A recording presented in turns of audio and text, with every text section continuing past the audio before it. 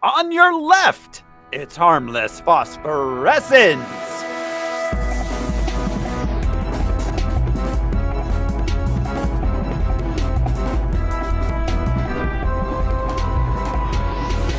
Hello, everybody. This is the Rose Smiley, and I had time to do this because all the members of my barbershop quartet are dead. Who's joining me this week?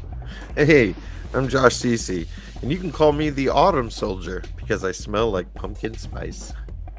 If you guys need anything, I've been Brian Lesh. I'm Alaric Weber. Shall we play a game? And this is Harmless Phosphorescence. It's the podcast where we watch every theatrically released full-length live-action superhero movie ever made. We gather some research into the production and the source material, and we tell you all about it. This show is brought to you by our patrons. We got patrons like executive producers Michael Beckwith and Atticus Burkett. You want to be a patron too? It's easy. Just go to patreon.com/harmlessentertainment. We got lots of bonus content there. We've got Star Wars stuff. We've got monthly movies. $1 a month. That is all it takes.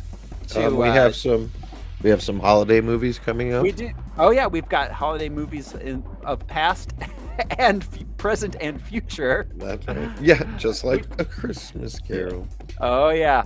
Andy and Josh will do some great holiday episodes. And stay tuned. We might have some harmless. We might have a holiday Halloween monthly movie coming up next month. But this month or this week on Harmless Phosphorescence, we are watching Captain America: The Winter Soldier.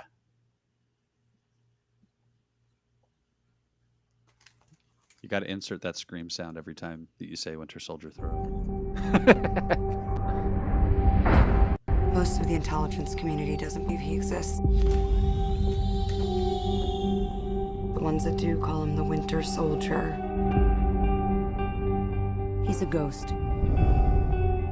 You'll never find him.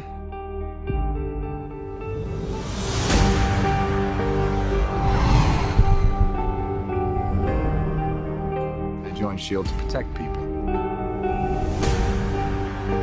Captain, to build a better world, sometimes means tearing the old one down. And that makes enemies.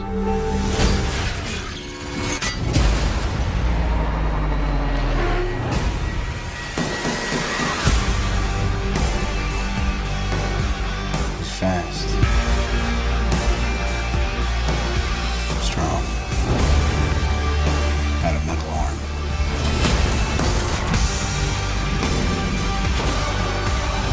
Are you ready? All it takes is one step. People are gonna die. I can't let that happen. Captain America needs my help. When do we start? We just did. The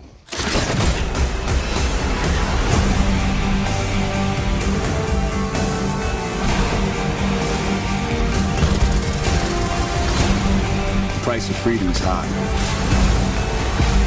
And it's a price I'm willing to pay.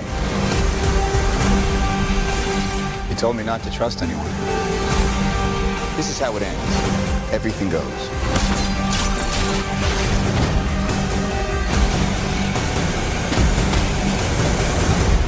Looks like you're giving the orders now, Captain. Damn right.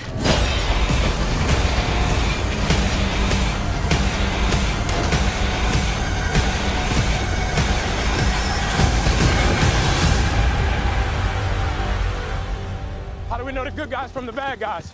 If they're shooting at you, they're bad.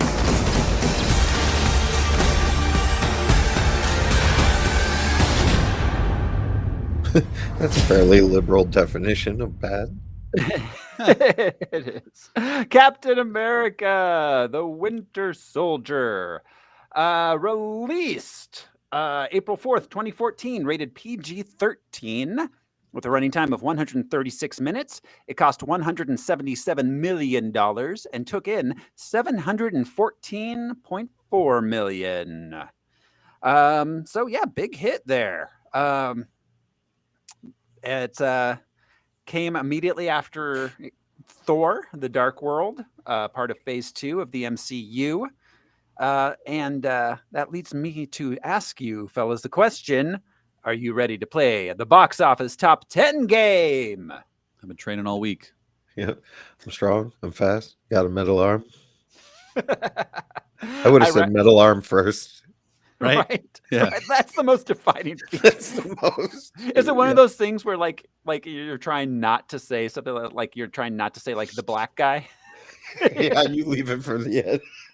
Well, yeah, pointing out his prosthetic arm first is a little insensitive. You're trying not guess to. He could have gone with he wears heavy eyeshadow and has beautiful hair. Why is, And how he is he has a so metal arm. unbeatable? You're like, is that Bret Michaels? I'm skinny Bob. It blows me away. So here we go. This is the box office top 10 game. I will count down the top 10 movies of the week of April 4th, 2014, using only the box office mojo descriptions, leaving out any sort of identifying features that I deem necessary to leave out. And the boys are going to try to guess what movie I'm describing. You ready to jump in here, fellas? Yup. Oh, yeah. All right. Coming in What? at number 10 for the week of April 4th, 2014. Wow. Yeah, I haven't done that in a while. Let's see. Fresh from prison, a street racer who was framed by a wealthy business associate joins a cross-country race with revenge in mind. His ex-partner, learning of the plan, places a massive bounty on his head as the race begins. Is it Too Fast, Too Furious? It is not. It is not a Fast and Furious movie. It's not? No. Logan's Run. Drive? No, oh, no, that wasn't about a race, but that was a great movie. It was. I think it was a couple years earlier than this too. But Herbie the Love Bug.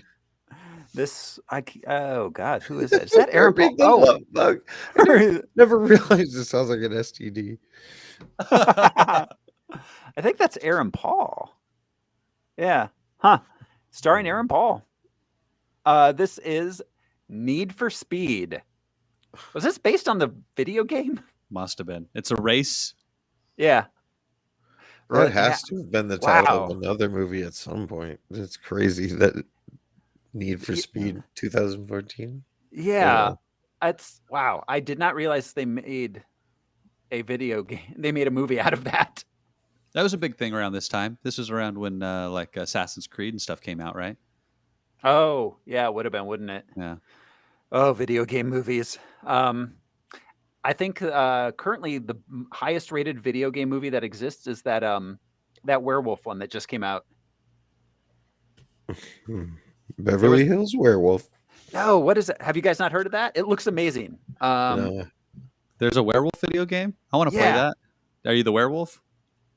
Because like, do you spend the half of the game like werewolf going to a job and like filing taxes and like raising your Right. kids? Yeah, exactly. And then the movie comes out and you're like, oh 3 shit! nights. Yeah, a month. Yeah. Werewolves Within. Oh, I don't.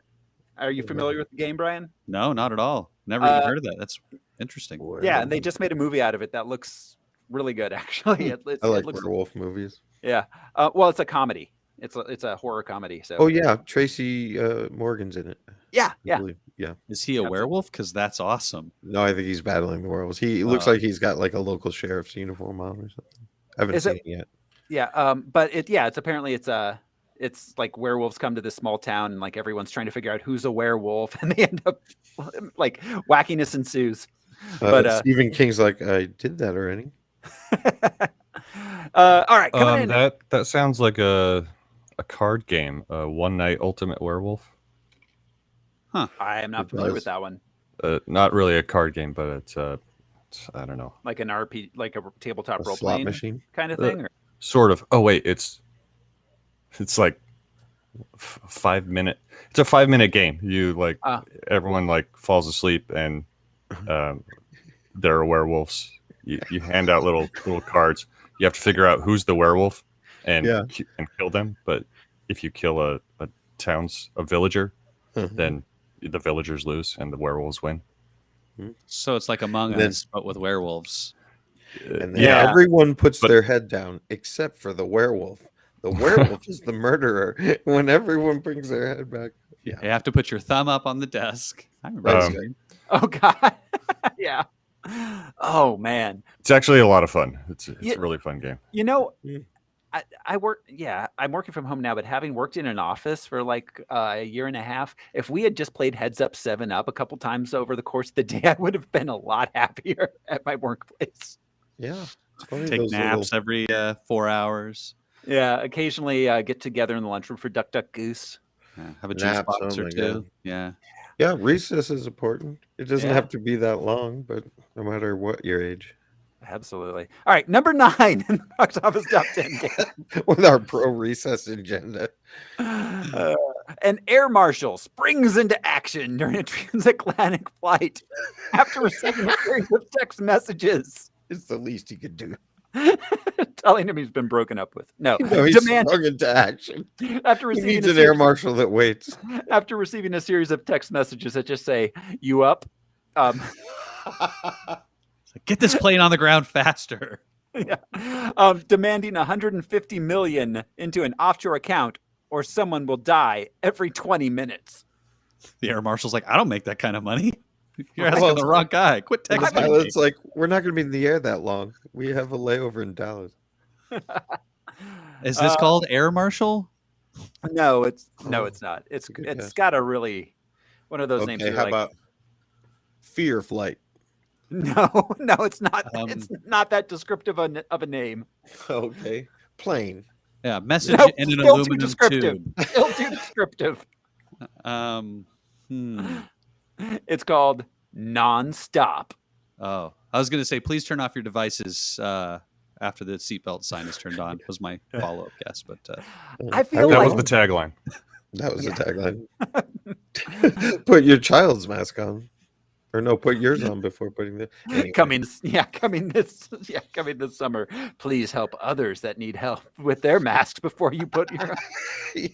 Yeah, movies have gotten so uncreative. It's just the speech that attendants give you before you take off. Yeah. That's a 30 Rock joke. Yeah, about like he's trying to tank the network. Do you like the information channel in hotel rooms? Well, Thursday's just that now.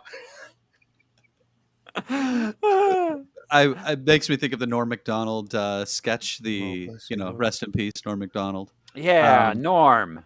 His whole graduation speech around don't fiddle with your keys over a sewer grate. It's like the Norm Macdonald version of wear sunscreen, so to speak. Oh man, what a guy.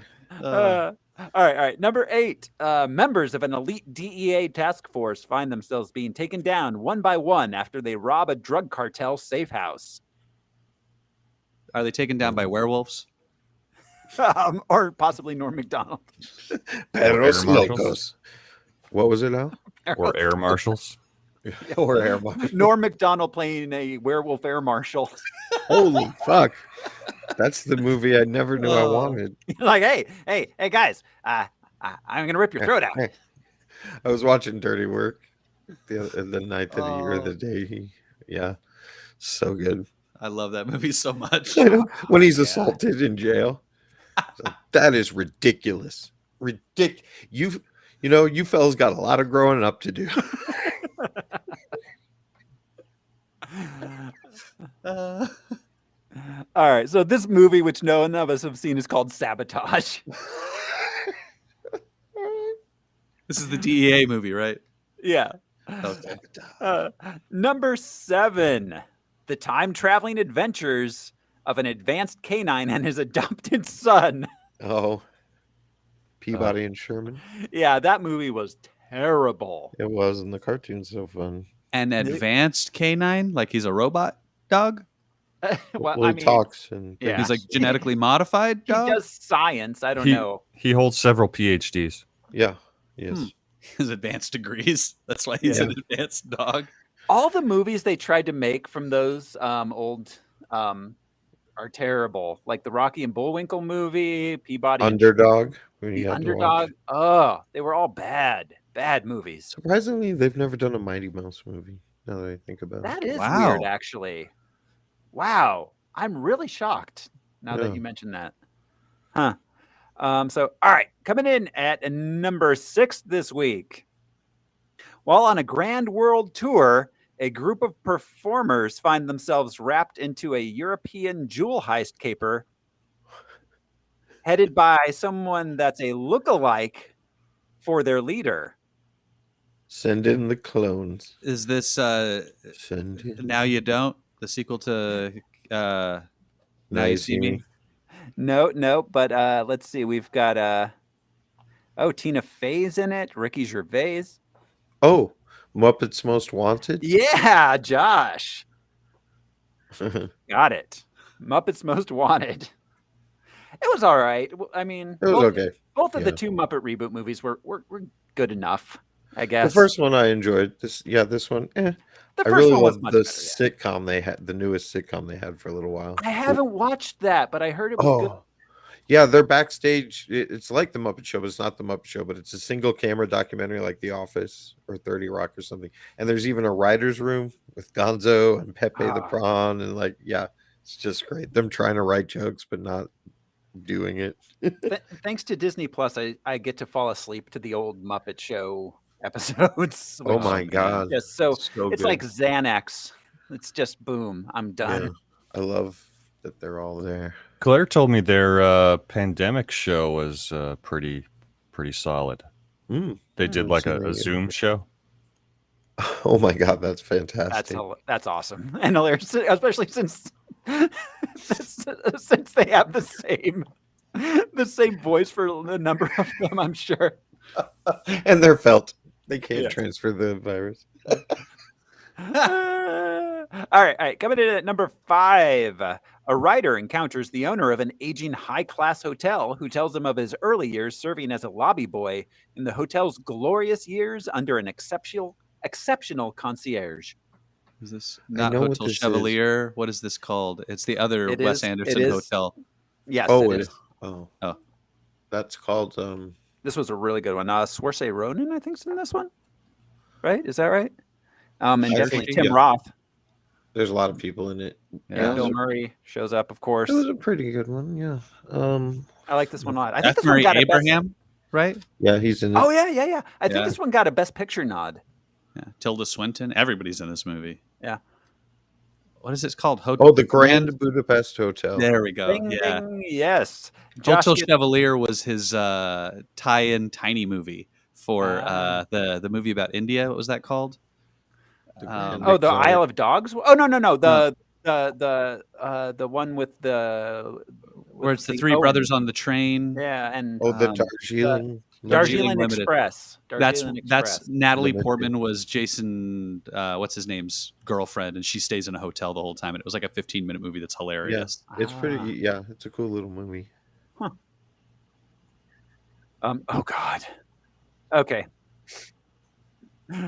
I can't believe this is in the top 4. Oh my God. All right. College philosophy professor Mr. Radisson's curriculum is challenged by his new student, Josh. Lame.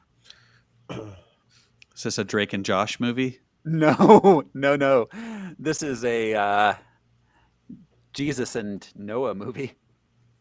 Oh, God is not dead? God's not dead. Yep. Wow, they got top 4. Is this the week that it released? No. But it did get a theatrical release. It's one of the few of those like Christian, that actually nationwide. This is what is that? What's that website? This is like a Ben Shabibo. Oh movie, yeah, isn't it? Yeah. Oh, is it? Yeah, maybe. Ugh. The ones that did that one about the kid who died for like a minute. Went to heaven. Yeah. And the one about the girl who stops the like active shooter in the school. Yeah, they did a bunch of these movies. Ugh. Yeah. That active shooter one was so bad. So bad. It's a cringy topic. Yeah. All right. So coming in at number 3. In a world divided by factions based on virtues, Triss learns that she doesn't fit in. When she discovers a plot to destroy those that don't, she and the mysterious four must find out what makes them so dangerous before it's too late. I love when it starts out so dramatic and serious, and then it's just thrown asunder by a word like Trish. No, Tris. T-R-I-S. There's no H. Tris. I see. It's short for Trish. The I'm original spelling. Yes. The Hebrew Tris. Okay. That extra H is just too much. They cut it off at Ellis Island. Liberty Island. All right. This is part of a YA series. Oh. One of those like Hunger Game type Maze Runner? Yeah. No, not Maze Runner. The other ones. Not Artemis Fowl. No, not Artemis Fowl. It's like D. It starts with a D, right? Divergent? Yeah, Divergent. Wasn't know. there was like 5 or 6 of those series that tried to I don't be know. a thing around that time. Getting that Harry Potter money. Yep. Coming in. You gotta go to that little troll bank if you want. Gringotts. Oh my God, is that Russell Crowe? I think that is. That's what Russell Crowe says every morning when he steps into his bathroom. Jesus Christ, am I Russell Crowe? Thoreau's not Here we looking, go again. Thoreau's not looking at his phone. He's looking out the window. Yeah. Russell That's right. Crowe's just it's Russell Crowe, the master of crows. Is he perched in your tree outside? Yes. No, he has a Just him. scarecrow. He's like, I live among the crows. That's why I That's am. a raven. They're very different. Well, some people believe a crow takes your spirit. Be like, have you met my cousin Russell Dove? All right. Why do you have the same first name and 2 different last names? People used to ask me, Junkin and I, that all the time. Are you guys brothers? I remember. So, all right. Russell Crowe is chosen by God to undertake a momentous mission. Can you start over so we can hear words? I'm sorry. Russell Crowe is chosen by God to undertake a momentous mission God's about to be dead. before an apocalyptic flood cleanses the world. Yeah, a man in his boat. A Noah story. Noah. Yeah, Japheth, Shem. it's Ham, called Noah. Yeah. The whole Was band. it called Noah? I thought it was Noah's Ark, but I guess that's too specific. It's Yeah, no, about it was Noah, just straight called not the boat. Well, it was No. it was an odd movie because it was more about Noah than the flood of the boat.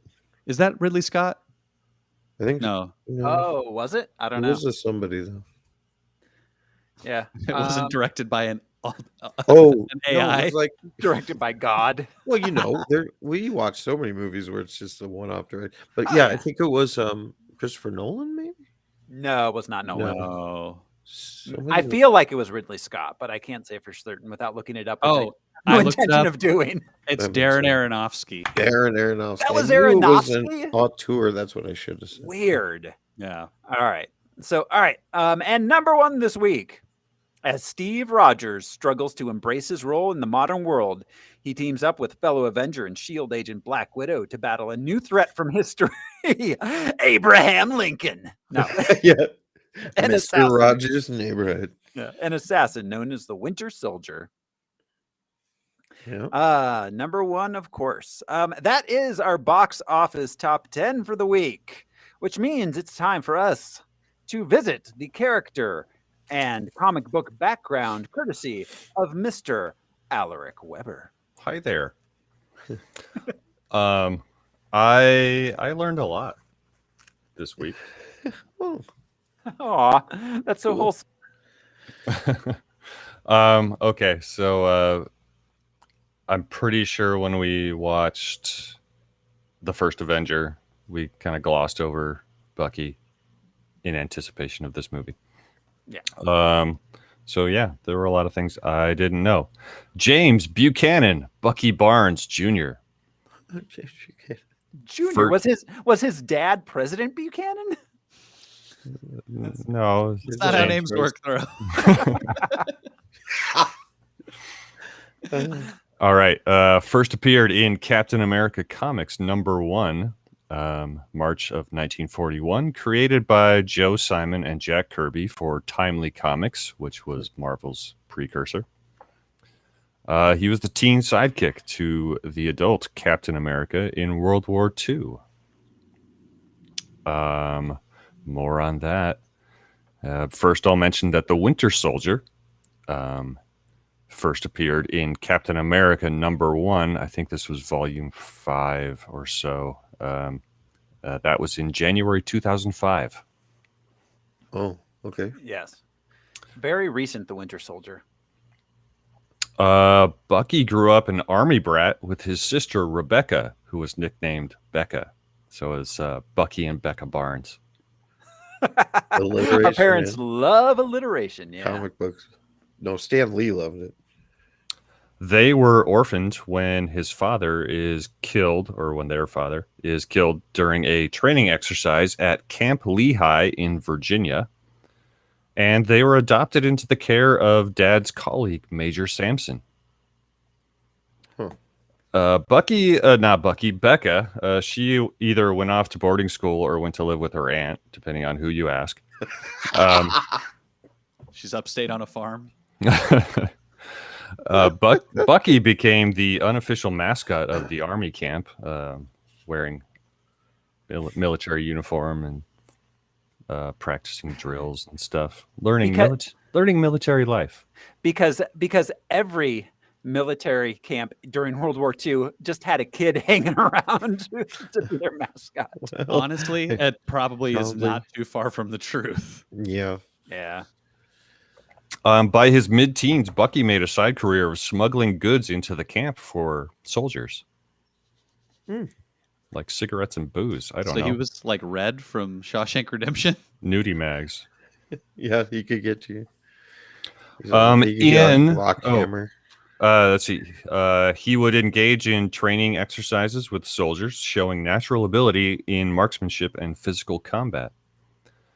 In the original Timely Comics canon, Bucky befriends a new private, Stephen Rogers, in 1941.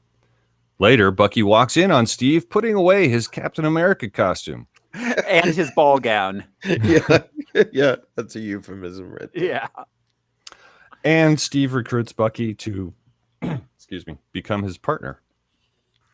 Carry my uniform. Right. Like, you're my caddy. You're my caddy now. You and I, we have a thing. In revised Marvel canon, Bucky's accidental discovery of Steve as Cap was a propaganda cover story. In fact, on Major Sampson's recommendation, 16-year-old Bucky underwent rigorous commando and special ops training before being assigned as Cap's partner, acting as backup, advanced scout, and a symbol of American youth and patriotism in counterpoint to the Hitler Youth. That makes sense. Bucky was at times called on to perform sniper missions and other less than noble tasks that the military did not want the living symbol of Captain America to perform himself. Yeah, so they got the teenager to do the dirty work that Cap wouldn't do. Yeah, that's how war works, actually.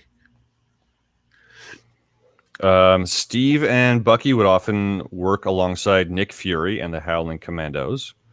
One mission involved the team visiting Wakanda and helping Black Panther against Nazi invaders, for which Steve is given a sample of vibranium, which is used to create the vibranium iron alloy of which Cap's shield is made.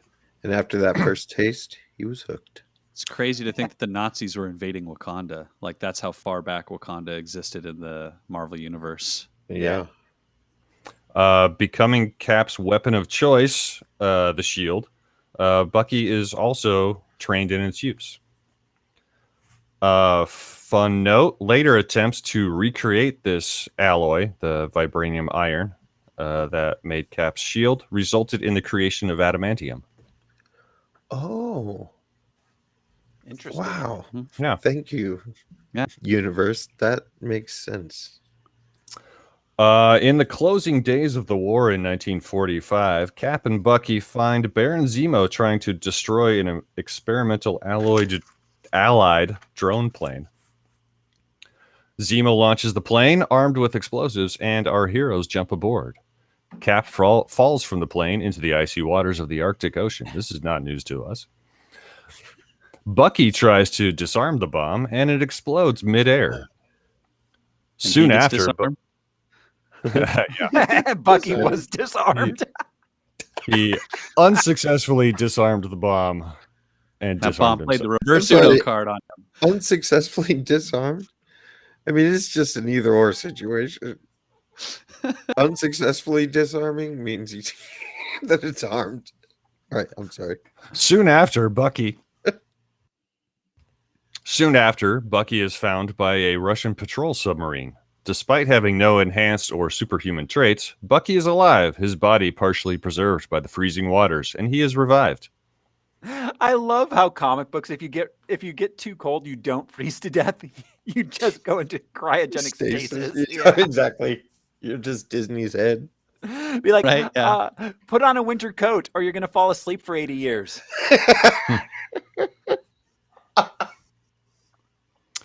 Bucky has lost his left arm, suffers brain damage and amnesia.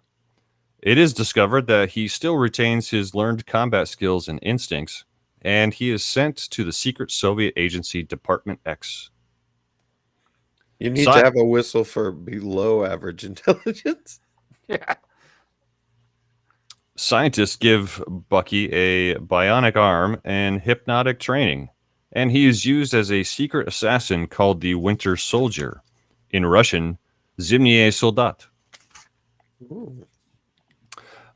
Between missions, Bucky is kept in cryogenic stasis for months or years at a stretch. The Winter Soldier's bionic arm is regularly updated as technology improves. Let's see. On is somewhere in the 70s, he suffers a breakdown and goes missing after assassinating his target. This was on a mission in the United States. It was unclear in the article whether it was during this time or later, but Winter Soldier aided in the escape of Wolverine from the Weapon X lab. Huh. Oh. Do you think his breakdown came from going to like a grocery store? I don't know if you guys have seen those videos of like people who come from like communist countries and seen an American grocery store and they're just like, what the fuck? He saw a plastic bag and thought it was an IUD. An IUD stops him from getting pregnant? Yeah. You mean he sets all the frozen food free. He's like, no, I'm Catholic. I don't believe in birth control. I'm rocking one arm. So he helped Wolverine escape, only to later murder Wolverine's wife, Itsu. Man, I thought her name was like Honey Badger or something. Sorry, yeah. it's sensitive, but so was that movie. Sorry. At some point, Winter Soldier shared a brief romantic affair with Natalia Romanoff while she was still a Russian operative. Woo! Spicy. And she never ages. So, yeah, she's got slowed aging. Later, Winter Soldier is sent to kill the Red Skull, who survives by placing his mind inside a damaged cosmic cube. Naturally. On Russian orders, Winter Soldier attacks Philadelphia, killing hundreds and recharging the cosmic cube. Those are the orders. Kill Philadelphia. The gang fights the Winter Soldier. Oh yeah. Steve just chucks the Liberty Bell at people. Okay. There's a punching statue of Rocky. Yeah. Charlie gets up in the vents.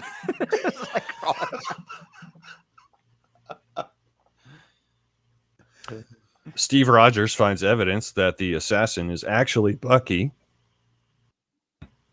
After battling, Cap uses the cosmic cube on Bucky, saying, "Remember who you are." Bucky's brain damage is repaired. Bucky's brain damage is repaired and memories are restored. Overwhelmed by guilt, Bucky crushes the cosmic cube and escapes. And we'll leave it there, as the events that follow will lead up to the Civil War storyline. Okay. Fuck this cube. The Cosmic Cube is a super MacGuffin, man. It does all kinds of weird stuff. It does anything they need it to do. Keeping minds, fixing brains, Oh, teleporting people. It was part of Falcon's original thing too, wasn't it, Al? Yep. Just you wait. Samuel Thomas Sam Wilson, the Falcon. Introduced by Stan Lee and Gene Colan in Captain America number 117, September of 1969. Falcon was the first African-American superhero in mainstream comic books. That's incredible. 1969. Wow. Yeah.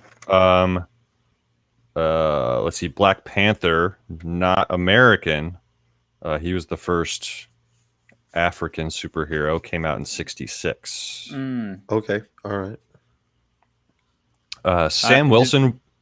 As I say, any memory of when Luke Cage dropped? That same time frame, right? 72. 72. Oh, okay. So, yeah, shortly after. Yeah. Sam Wilson was born in Harlem, New York, son of a minister.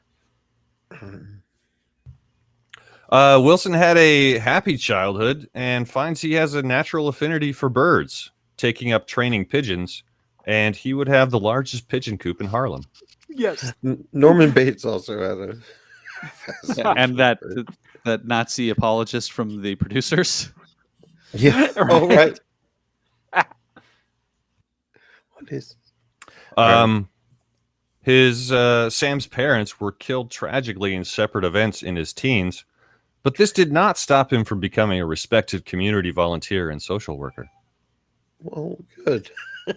His birds helped him keep it all together, I guess. Yeah. Wait. So tell us, Al, how did Sam become involved with Marvel events? So, as an adult, Sam is lured into an island, quote, in the tropics by a group of self-dubbed exiles who turn out to be former Nazis in league with Red Skull. Wait, but how did he get lured? Yeah, Lord. So I know. they put out an ad saying that they wanted a hunting falcon. He answered a Craigslist ad to sell a falcon. Yeah, they promised him a giant seed bell. Right? Yeah, a discount on bird seed. He just lands in a bath of water. He answered an ad. There were two conflicting things. One said that he met and trained his falcon Red Wing before going to the island, and then another one said that he met and befriended the falcon Red Wing on the island. I gotcha. So befriended. Yeah. Sam, once on the island, figuring this out, Sam organizes the enslaved natives in rebellion. He finds and befriends a wild falcon with which he feels a remarkably strong bond, and he names the falcon Red Wing. He's all, are you feeling this vibe? Or maybe the falcon told him his name was Red Wing. Well, wait. But was this before? Okay, go ahead. Okay. He also meets Steve Rogers on the island, who convinces him to adopt a persona to inspire the natives in rebellion. The two create the Falcon persona and costume, train together, and defeat the exiles and Red Skull. Steve is like, it's not enough for you to help the enslaved people. You have to do it theatrically. Well, and I'm gonna get half the credit. Well, Yes. It's like Elvis. I'm assuming there's a montage of them like sewing this costume together and like him trying it on and looking in the mirror. And him and Red Wing training and talking. And having not read it, I'm not sure if it wasn't until later that he found out that Steve Rogers was Captain America, because he didn't meet Captain America right off the bat. He met Steve Rogers. So was Steve on vacation on this there was Nazi a island music where there festival. are slaves? He might It have. was like the Fire Fest. he might have caught whispers of Red Skull being somewhere in the tropics. And they're like, no, it's Red Wing. So, all right, so non-affiliated. So what were Sam's original powers here? And how did he get them? So we're getting there. Okay, I'm sorry. Tell your narrative, Al. Okay. The Falcon then became Cap's regular crime-fighting partner. He has a link. This comes up later, so I might repeat myself. He has a link to his Falcon Red Wing that is confirmed to be telepathic. And he can see through the eyes of Red Wing, his Falcon. And how did he gain those powers? Practice through Spicy food.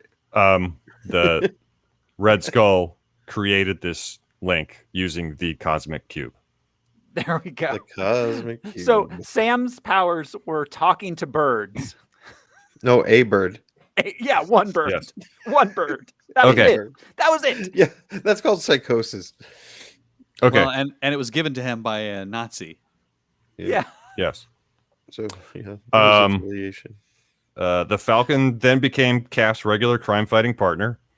Later, Wilson is aided by Black Panther, who creates the wing harness that allows him to fly. Awesome. At some point, Falcon was named head of a SHIELD team known as the Super Agents.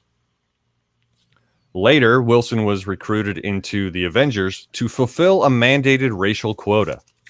Oh, Jesus. Oh, fuck. Wow.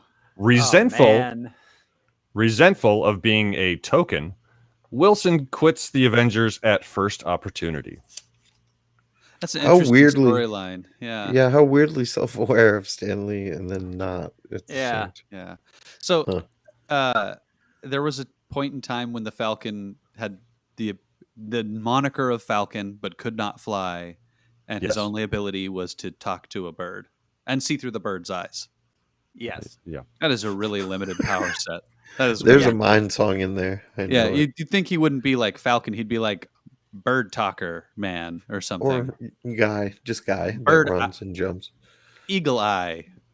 Like the whole Avengers thing, I didn't get a year on that, unfortunately.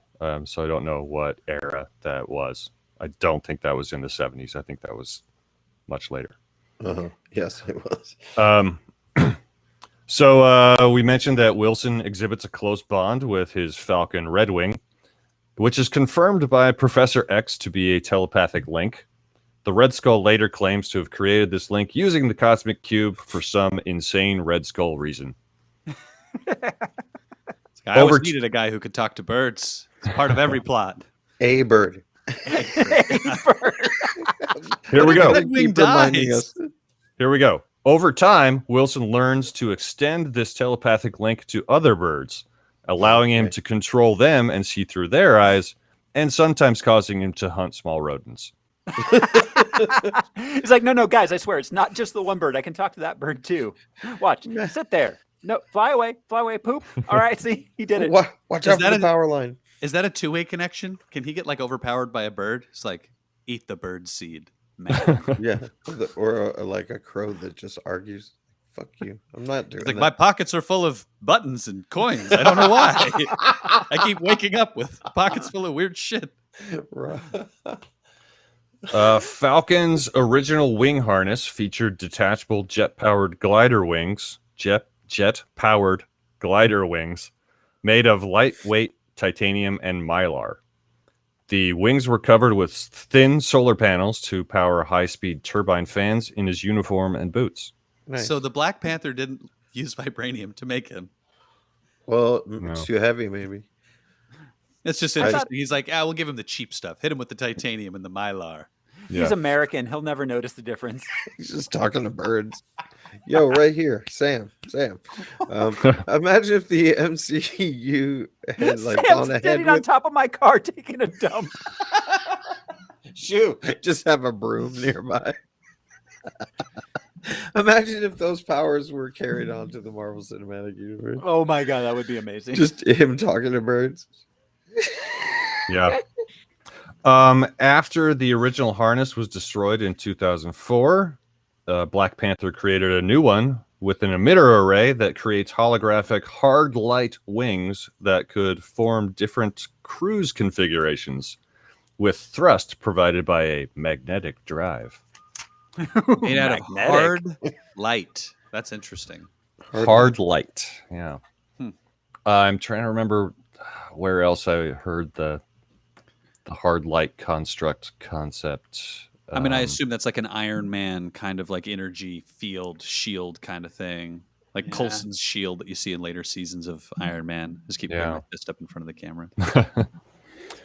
Other comic book characters that we saw that I didn't delve into. We've got Brock Rumlow. In comics, he was a mercenary, once codenamed Frag, later codenamed Crossbones by Red Skull. Frag. And he saw him first in 1989. He was that Rumlow guy, and his uniform had the cross, the X on it. And he had a helmet that had a skull. That resembled Crossbones in the movie. Yep. We will see him again. Right. But they did the character well. Yeah, they set him up. Yeah. Sharon Carter, Agent 13. She's been around since 1966, looking good. And she calls herself Agent 13. This is the only time she does. that we hear her say that. But that was neat. Well, yeah, because S.H.I.E.L.D. gets immediately disbanded after her introduction. What are the other 12 agents? Who are they? Was it Did Danny they matter? Pudi?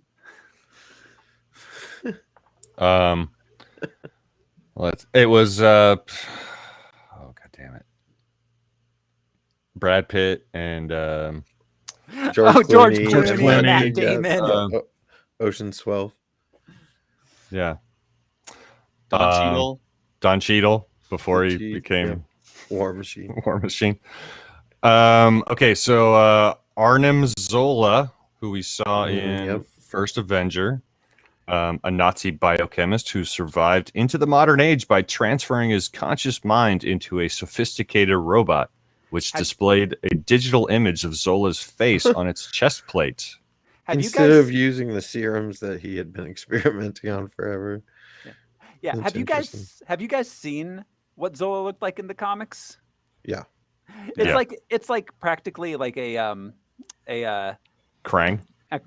Krang or what's his face? The big head guy. MODOK. MODOK. Yeah. Yeah, it's like a MODOK level of design of that character. Yeah. With a tiny robot head on top. Yeah, exactly. Let's see. Okay, so 1977 was the first time we saw that character in comics. Jasper Sitwell, S.H.I.E.L.D. agent since 1966. Unlike in this movie, Jasper Sitwell was a loyal S.H.I.E.L.D. agent to the end. Right. And we actually saw him in, I think, both in Captain America, not the first Avenger. We did Avengers. We saw him in Avengers. And briefly in Thor. That's right. Endgame. Right. Are we talking about Robert Redford? No. Sitwell, the bald dude. Gotcha. Oh yes, him. Yeah. He was interspersed throughout Agents of S.H.I.E.L.D. and one shots too. Yes, that is correct. And he's in the elevator scene again in Endgame. Yeah. When they recreate. Yeah. No, Redford's character was not from the comics. Really? Gotcha. Yeah. Interesting. And finally, we have Georges Batrach, the Leaper. Yes, Batrach the Leaper. Batrach, yeah. French mercenary and kickboxer. That character has been around since 1966. Have any of you watched the animated Ultimate Spider-Man series? A few episodes. There were a couple episodes that featured the Leaper in a rather comical way. He had these leg bracers that enhanced his leaping and kicking abilities. And every time he jumped, he would say, leap, leap, leap. Capoeira.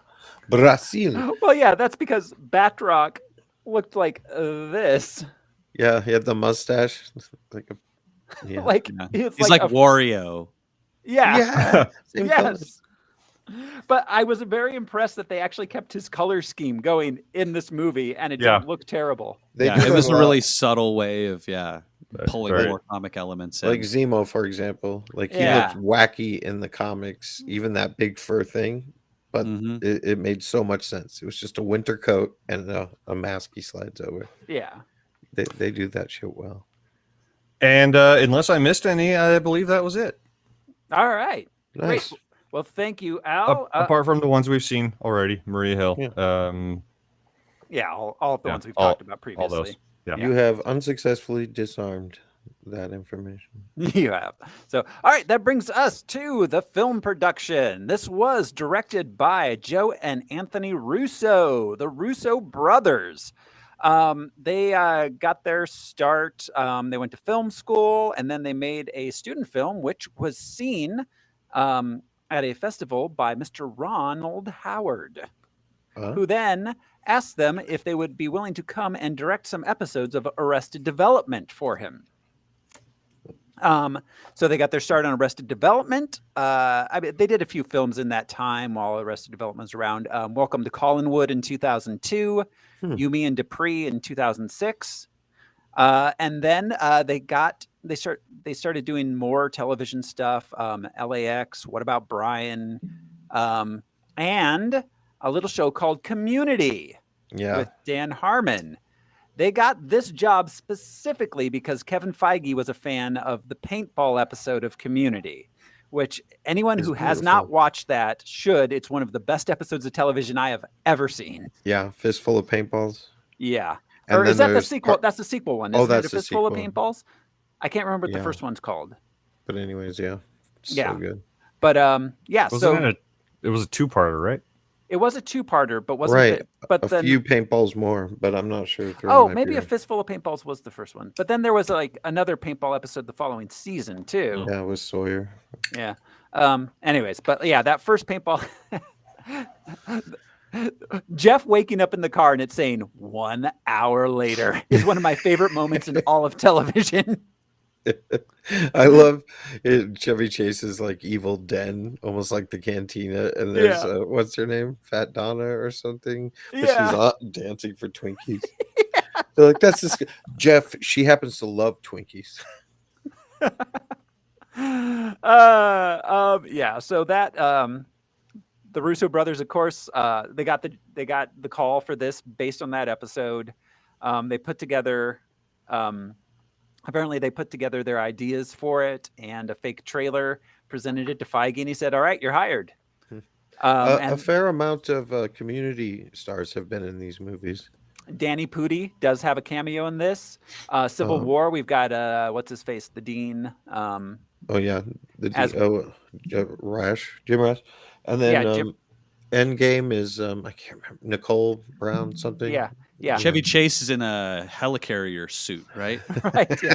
The iron asshole suspended in the background. Yeah, and of course Donald Glover plays Miles Morales' uncle in Homecoming. Yeah. So that's the Russos. We will see them. And Dr. Ken is in Endgame as well. He's at the that's storage right. facility. Yeah, Ken. Or Chang, a little spare Chang thrown in there. I know those vents like the back of my Chang. My Chang. Do you have some room in that pocket for a little spare Chang? Oh my God, I love Community. Anyways, we'll see them again, of course, in Civil War and Endgame and Infinity War. This was written by Marcus and McFeely. Christopher Marcus, Stephen McFeely. This is their first, not their first MCU. They had a writing credit on Thor, but that was more of they did a pass on a finished script. They have a full writing credit on this one. But we talked about them previously. They did the Narnia movies, then moved on into becoming like the MCU kind of script guys. Marcus and McFeely sound like two guys that sell tonics town to town. Yeah, they do. Once again, we've got Chris. Lawyers. Yeah. Yeah. Were you hit by a bus? Call Marcus and McFeely. Totally. We've got in our cast Chris Evans back as Captain America, Scarlett Johansson back as Black Widow, Sebastian Stan back as Bucky Barnes / the Winter Soldier.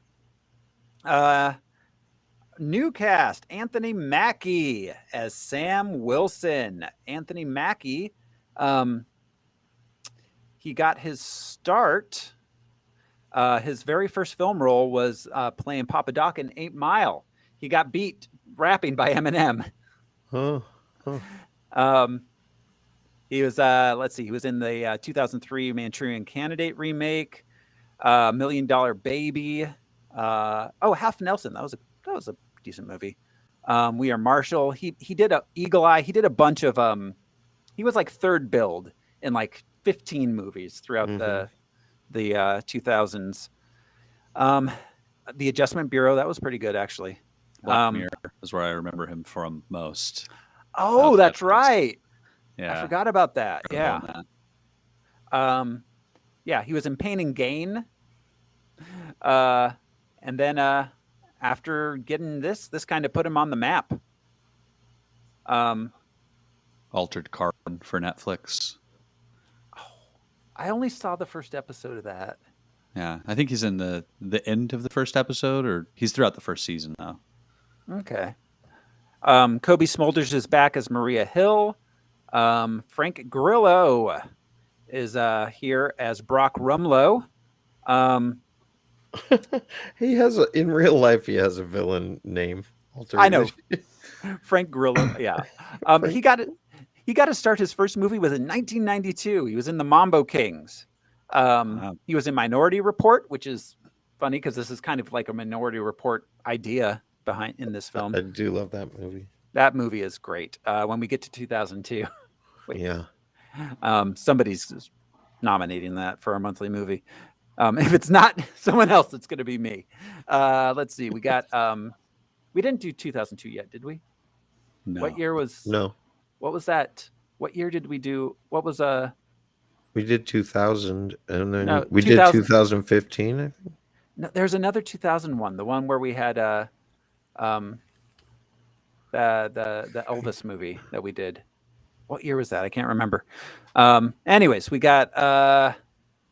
Let's see. Frank Grillo. He was in Edge of Darkness, Warrior. He's been in a bunch of stuff. He's Frank Grillo. Zero Dark 30 again.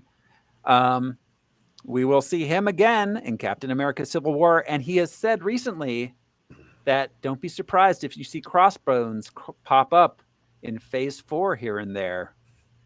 It would make sense if he shows up in Falcon and Winter Soldier for sure. It would. Spoiler alert, but doesn't he die in Civil War? Yeah, isn't he blown up? No, Yeah. The explosion. She moves the explosion away from both of them. Yeah, But I thought he was in the explosion because it was a well, bomb vest. It's comic books. Everybody can live past you can exploding. Yeah, his suit. Exactly, and plus multiverse. I mean, you know. So, all right. So we have What did Emily. they say? It was the Bucky clause. That was The only people that stay dead are Uncle Ben and Bucky. Bucky, Jason Todd, and Uncle Ben. And all three of them actually came back. Yeah. Wait, did Uncle Ben One come more back? day? Yeah. And alternate, All right. like an alternate universe, Uncle Ben. Yeah. Mm-hmm. Yeah. All right. So Emily Van Camp is Sharon Carter. She got her start on the WB drama Everwood. She was on Brothers and Sisters, which ran for 3 years, which my wife watched. I remember vaguely it. She was in Revenge from 2011 to 2015. That was kind of her big break. And then, of course, she starred as Sharon Carter. We will see her again in Civil War and Falcon and the Winter Soldier, the series, which we may or may not talk about at some point. Charles Robert Redford as Alexander what was his last name? Pierce. Pierce. Thank you. I'm sorry to do this, but another great Community joke when Rob Corddry is a lawyer and he's meeting back up with Joel. He's all Tango, Sundance. We had different partners. Robert Redford, of course, he's Robert Redford. Jude, I was like, hey, Robert Redford, and Jude was like, who? I died a little inside, but well, yeah. Jeremiah Johnson. Yeah, Jeremiah Johnson, absolutely. Did you show Jude Jeremiah Johnson? Oh, I haven't showed him Jeremiah Johnson, but he knows the meme. Oh, because that movie's incredible. It is. I watched that movie recently. I watched that one a lot as a kid. Yeah, I watched that all 4 years of high school in different classes. Oh wow! Oh wow! Yeah, my teachers love that shit, and so did I. Yeah. Redford's first movie was War Hunt in 1962. Of course, he started, hitting the big time, and he was in Butch Cassidy and the Sundance Kid with Paul Newman. Yeah. The Sting, Way We Were, All the President's Men, Ordinary People, Out of Africa, River Runs Through It, Quiz Show. I mean, he's Robert Redford. The Natural, right? The Natural. Yeah, that was a good one. And he was also president and governor of California and The Watchmen. So that's right. HBO's that's right. Watchmen. Yeah, he's the liberal. Yeah. Huh. Yeah, the liberal version of Reagan. Yeah. In Watchmen. Yeah. Well, Nixon's still president in Watchmen. Yeah, but in the HBO in the version. Watchmen series. Gotcha. Yeah. Word. Yeah. Sorry. It was a cool follow-up. Totally. Sam Jackson is back as Nick Fury. Toby Jones was Zola. Yeah, back as Zola. We saw him last time in First Avenger. Gary Shandling was back as Senator Stern. Incredible. Yeah, Yes. it's cool to hear him say Hail Hydra. Great way to tie him back into the universe, too. I feel like he was improvising a lot of his lines there. Yeah.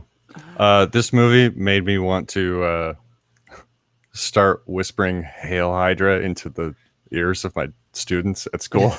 Hail Hydra. There are particular ones that might get it and not think I'm evil. Yeah. Hail Hydra. Georges. Keep them on their toes. Yeah. Georges St. Pierre as Georges Batrach. We got to keep his first name. Maximiliano Hernandez was back as Jasper Sitwell. And of course, we had Danny Pudi doing a cameo as the guy that's sitting there. And cameos from Thomas Kretschmann, Henry Goodman, Elizabeth Olsen, and Aaron Taylor Johnson as Wolfgang von Strucker, Dr. List, Wanda, and Pietro Maximoff in the mid-credits sequence. Voice cameo by Gary Sinise. Yeah, Gary Sinise is the voice in the museum, like he does in the Smithsonian. That's a real thing that he does. And this is our first Russo movie. This is our first Joe Russo, right? Or is it Anthony? Yeah, it was Joe. Joe and his son. Oh, right. Is the kid that Cap salutes or tells to be shushed. And they're in the Endgame again. Yeah. He's in the support group, and then his kids are asking Hulk for an autograph. You know? He's also briefly in Civil War, too, in the bathtub. He's the doctor that Zemo impersonates. Right. Yeah. So this movie has 90% on Rotten Tomatoes. I collected 1-star reviews only to read. Russo burgers. Russo burgers. Timothy P. writes, so boring. This is easily the worst Marvel movie. I literally have never been able to watch it in one sitting. I was forced to by other people, and the whole thing is just crap. If someone tells you they like this movie, their entire personality is probably like that one Bryce Willis movie that Jake Peralta likes, which is Die Hard. Bryce Willis. Bryce Willis. Bryce Willis. I'm thinking like Bryce Dallas Howard or whatever. Yeah, that's where I was going. Lynn Liel writes, it was slow and boring. The quite reasonable action scenes didn't make up for the long and boring interactions between Evans and Johansson. Not worth a 90% score. Hancock was more exciting. Dude, these people need their heads examined. Do they fall? Right? I really liked Captain America, the First Avenger. It actually felt like a movie, unlike most movies in the MCU. Unfortunately, I can't say the same for this one. All Captain America does in this movie is run away from a bunch of bad guys with guns. Yawn. There's no character development. Bucky Barnes, the Winter Soldier, is boring. Overall, this movie was a huge, boring, uninspiring disappointment. This is one of the worst movie sequels of all time. Wow. There was no character development. Literally, Bucky is a totally different character than just the first movie we just saw him in. And also, this is one of the worst movie sequels of all time. Yeah, this is like Empire Strikes Back level of like sequel. Right? Yeah. Leprechaun in the Hood would like to have a word with you. Attack of the Clones, man. Right? Tomatoes. Yeah. And the final one I have, maybe if they never made another Marvel movie, this would have been good. Every other Marvel movie is better than this one. See my other reviews for proof of this. This is Matthew T. And I went and looked at his other reviews. Yeah. And he rated every single Marvel movie as 5 stars. And the only thing he wrote was better than The Winter Soldier. Weird. He's thorough. I'll give him that much. Glad you checked. And that is the proof that he offers that they're better. Yeah, His reviews of them. The worst thing, he's never heard of the Never-Ending Story 2. Right. Gremlins 2. Like, we could go on. Oh, come on. That was classic. Yeah, it's beautiful. It is one of my favorite sequels, and I love sequels. It is great. But yeah, seriously. All right, that's all I got, guys. Are you ready to jump into the movie? Before we get started, does anyone want to get out? I can't do the show until you repeat a series of random words. So go ahead. All What is right. it, like train car, popsicle, homecoming, Woman, television, man, person, Man. camera, TV. drawing of a horse. Drawing of a horse. All right, here we go. This is Captain America, the Winter Soldier. We open in Washington, D.C. Sam Wilson is running around the reflecting pool. He's lapped numerous times by Steve Rogers. They talk, discuss the experience of being a veteran. Then Steve gets picked up by Black Widow for a mission. Sam also recommends Trouble Man. Marvin The Gaye. album by Marvin Gaye, the soundtrack Yeah. to the movie Trouble Man. And I absolutely love the little detail of Cap carrying around a notepad and earnestly writing these things down. You know, I just Okay. it's Okay, so so all right. humanizing. I love it. I meant to do this. I forgot to. Al, did you happen to make note of the notepad and possible other notepads? Possible other notepads? You mean So- notes? Hidden. There are, I don't know if you guys know this or not, there are different note pads in different country versions of this movie. Yes. Different dubs have different different makes sense. lists. I actually took a photo. All right. So what was on his notepad, Al? So, I Love Lucy, Moon Landing, Berlin Wall in parentheses up and down. Hasselhoff, obviously, his Yeah. performance. The Hawk. Oh my God. Dude. Steve Jobs, Apple, Disco, Thai food, Star Wars / Trek, Nirvana in parentheses band, Yes. Rocky 2 in parentheses, and finally Trouble Man soundtrack. No And- Rocky 4? Oh, that would have been a on, good man. one. Yeah. But and Star Wars is crossed out, meaning he actually did watch Star Wars. Yeah. Yeah. I just love it. Such a detail. Yeah. So in other countries, for instance, in Britain, it mentions the Beatles. France mentions Daft Punk. Mhm. that's the only ones I can remember off the top of my head. England, boiled food. Yes. So all right. And Black Widow's her text to him, she had a little winky smiley face. I appreciated them bonding over the bed feeling too soft. Oh, right. Feels like a marshmallow. Feels like a marshmallow. I've heard prisoners say the same thing. Like they can't sleep on a regular bed. We see that later with Falcon and the Winter Soldier, where Bucky is still sleeping on the floor. Yeah. So then we cut to over the Indian Ocean in a Quinjet. We find out that the mission is to liberate a shield vessel that was captured by pirates, led by a villain named Batrach. They have hostages, including Jasper Sitwell, a shield agent. Batrach. Batrach. I'm gonna give you a disease, Batrach. We're introduced to Brock Rumlow, another shield agent.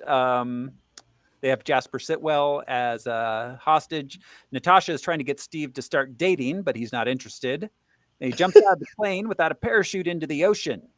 Classic. This is one of my favorite characterizations of Black Widow throughout the whole MCU. She is just his wingman. She is just his very good friend.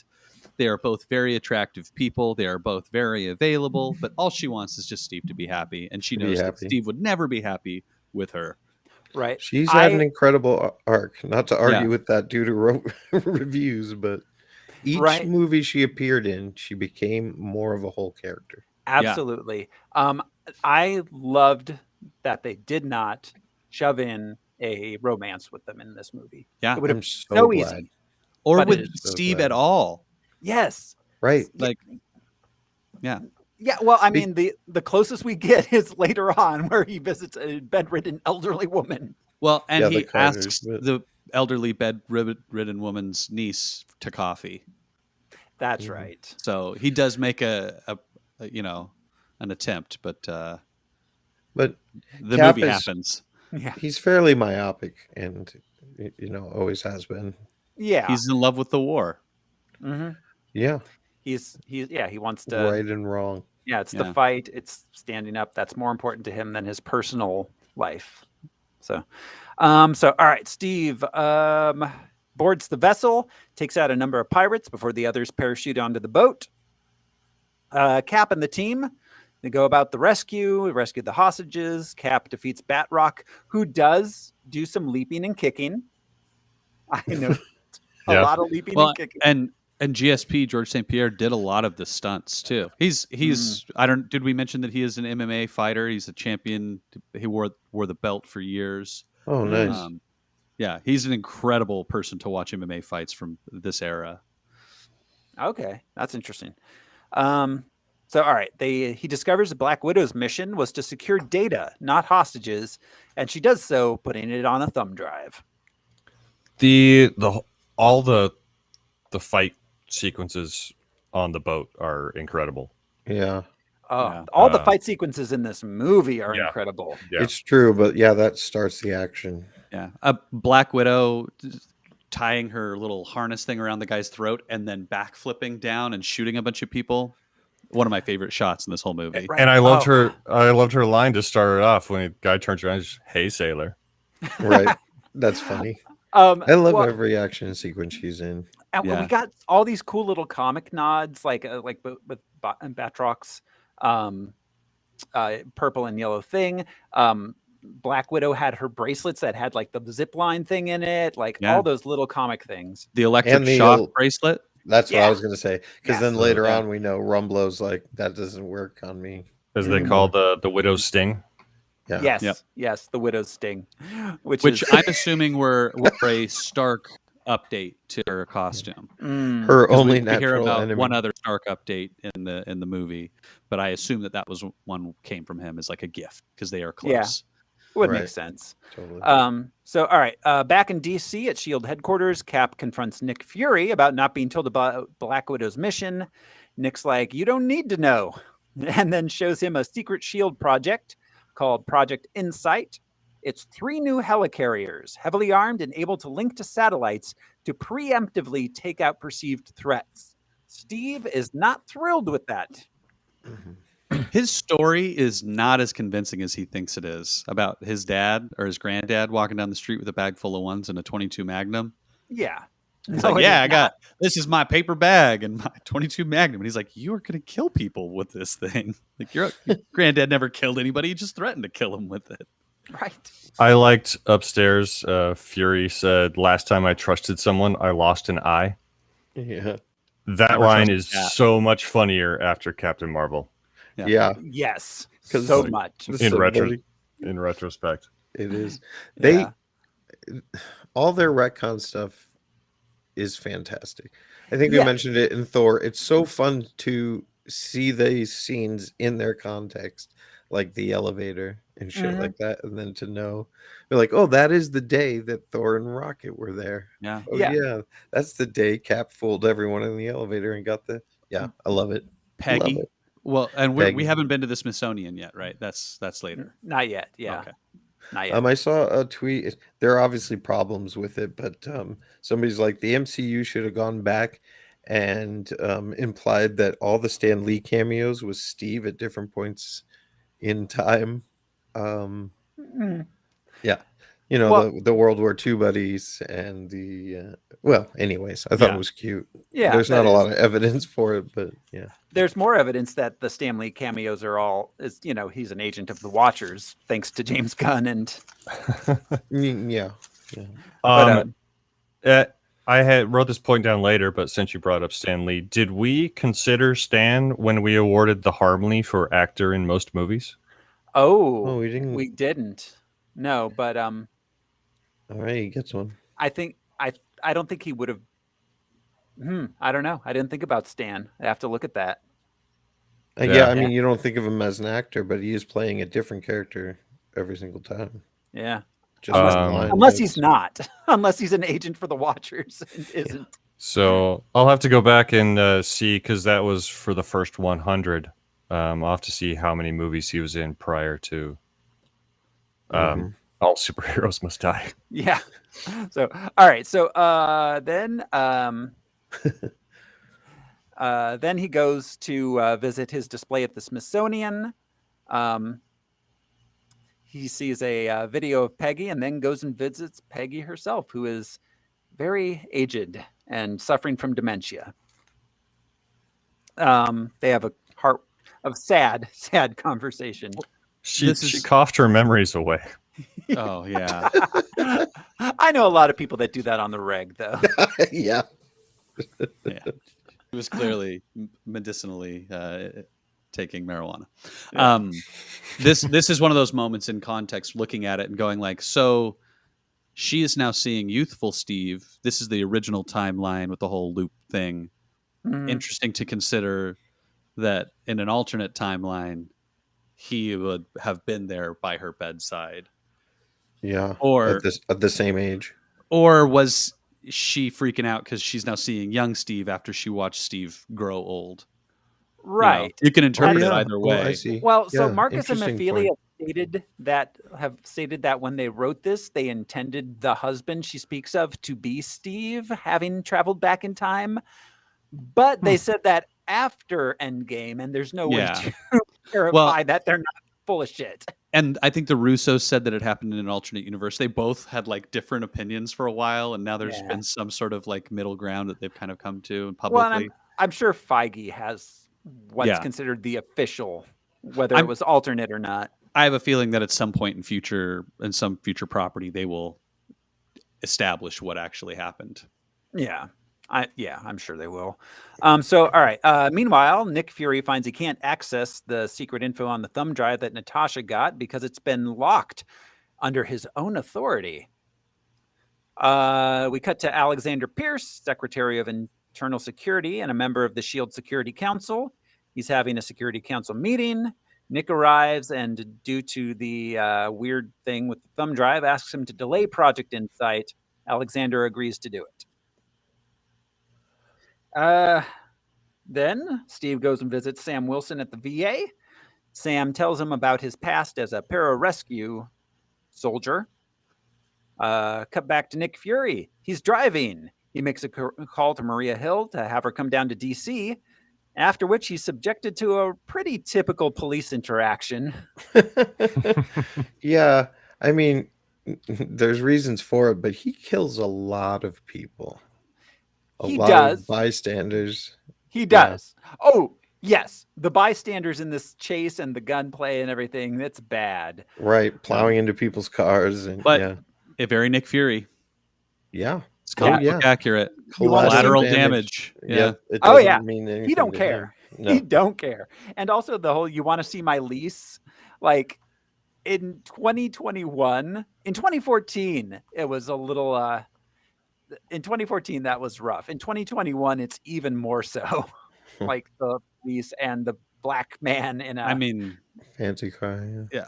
It makes me wonder, because there's so much improv in the MCU. If Sam Jackson was like, no, I'm going to talk shit to the cops right now. Right. Because I imagine there being like a written line where it's like, just tell him you're the head of S.H.I.E.L.D. And I was just going to say, technically, he outranks everyone. Yeah. He's like second only to the president, you know? Yeah. So, and Pierce somehow. But it's interesting. Yeah, they don't have badges. I don't think we've ever seen a S.H.I.E.L.D. officer flash a badge. Maybe on the TV show. TV show, they have badges. Yeah. Okay, cool. Well, yeah. And I actually have some unanswered questions later to ask about S.H.I.E.L.D. But, all right. So he's attacked by Hydra agents posing as police. He manages to flee from them in his car, which I assume is not stock. It was made by whoever made Kit. A cool, it was a reference with the flying car. You know, the propulsion system being offline, though. We get to see a flying Nick Fury. I made the note that this SUV was like Kit with no personality. Yeah, or too much. So he almost gets away from them when his car gets flipped over by a mysterious masked soldier with a metal arm. That's the giveaway. I gotta hand it to you, Bucky. Nick manages to cut a hole through the roof and the pavement below, escaping into the sewers. That night, his natural habitat. Yeah. That night, Cap arrives home. Yeah, where he sets up a lab. Yeah, a lab. That night, Cap arrives home, flirts with the nurse that lives next door, and finds Nick Fury in his apartment. Nick tells him the apartment's bugged. He's in danger, and then Nick gets shot through the wall. He gives Steve the thumb drive.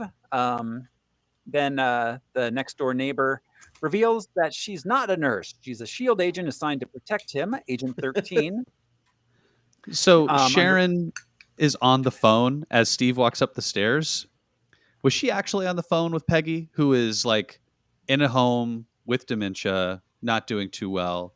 Because we see her talking to her later, but during the daytime. Or was she just standing outside her apartment pretending to be on the phone? Yeah, waiting to talk to Steve. I think that's more likely than anything else. Just pretending to have a conversation with her aunt. Yeah.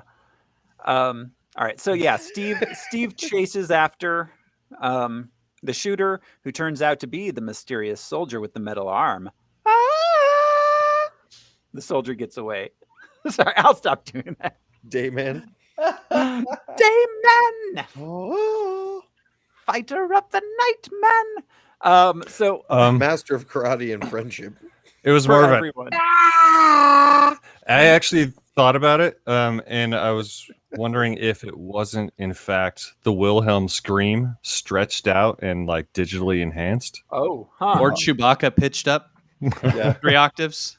Yeah, he got the Vin Diesel deal. Just comes in, voiceovers, bounces. Yeah, because I guess the scream I'm doing is more like come from the land of ice and snow than anything else. Oh, the immigrant song. Yeah. But anyway, so yeah, where Bucky catches the shield, that was such a cool shot. Yeah, it really was. So he gets away. Cap takes Nick to the hospital, where he's joined by Natasha and Maria Hill. They watch Nick apparently die on the operating table.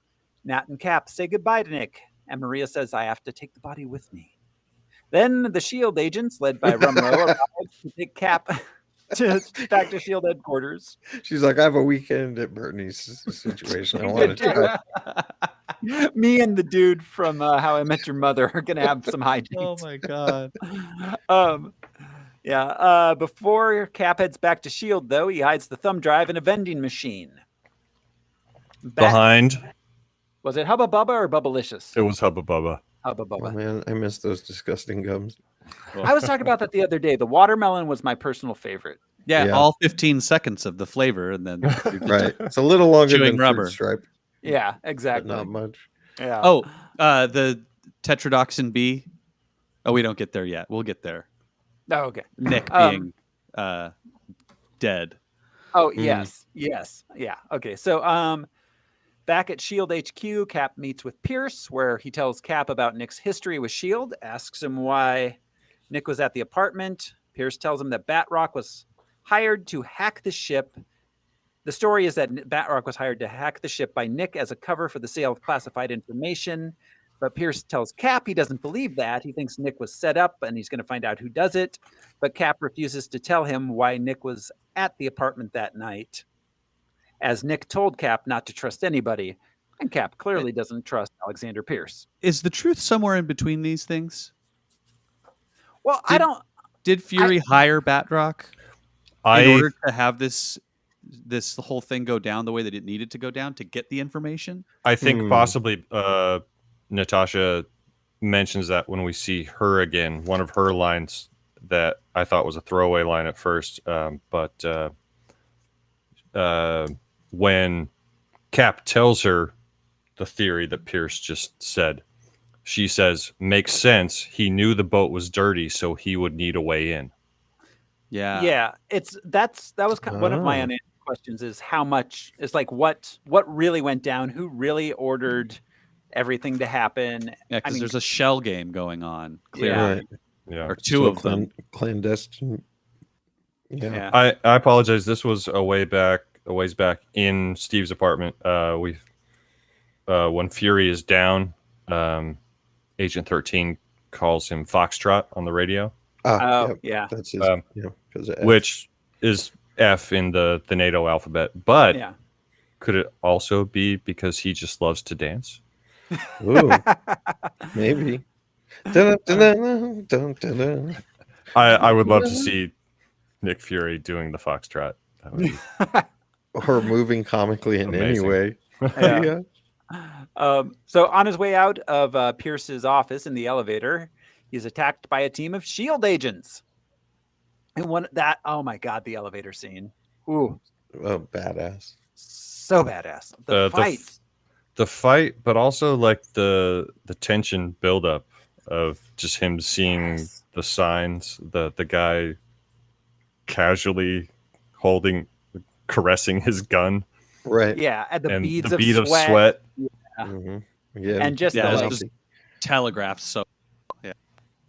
And even the scene from up above at the very end where they're all knocked out and he like puts the magnetic boom and his shield pops up. What does he say? He's like, "That's right," or something like. He said, you better run. Oh no, he says it really feels personal.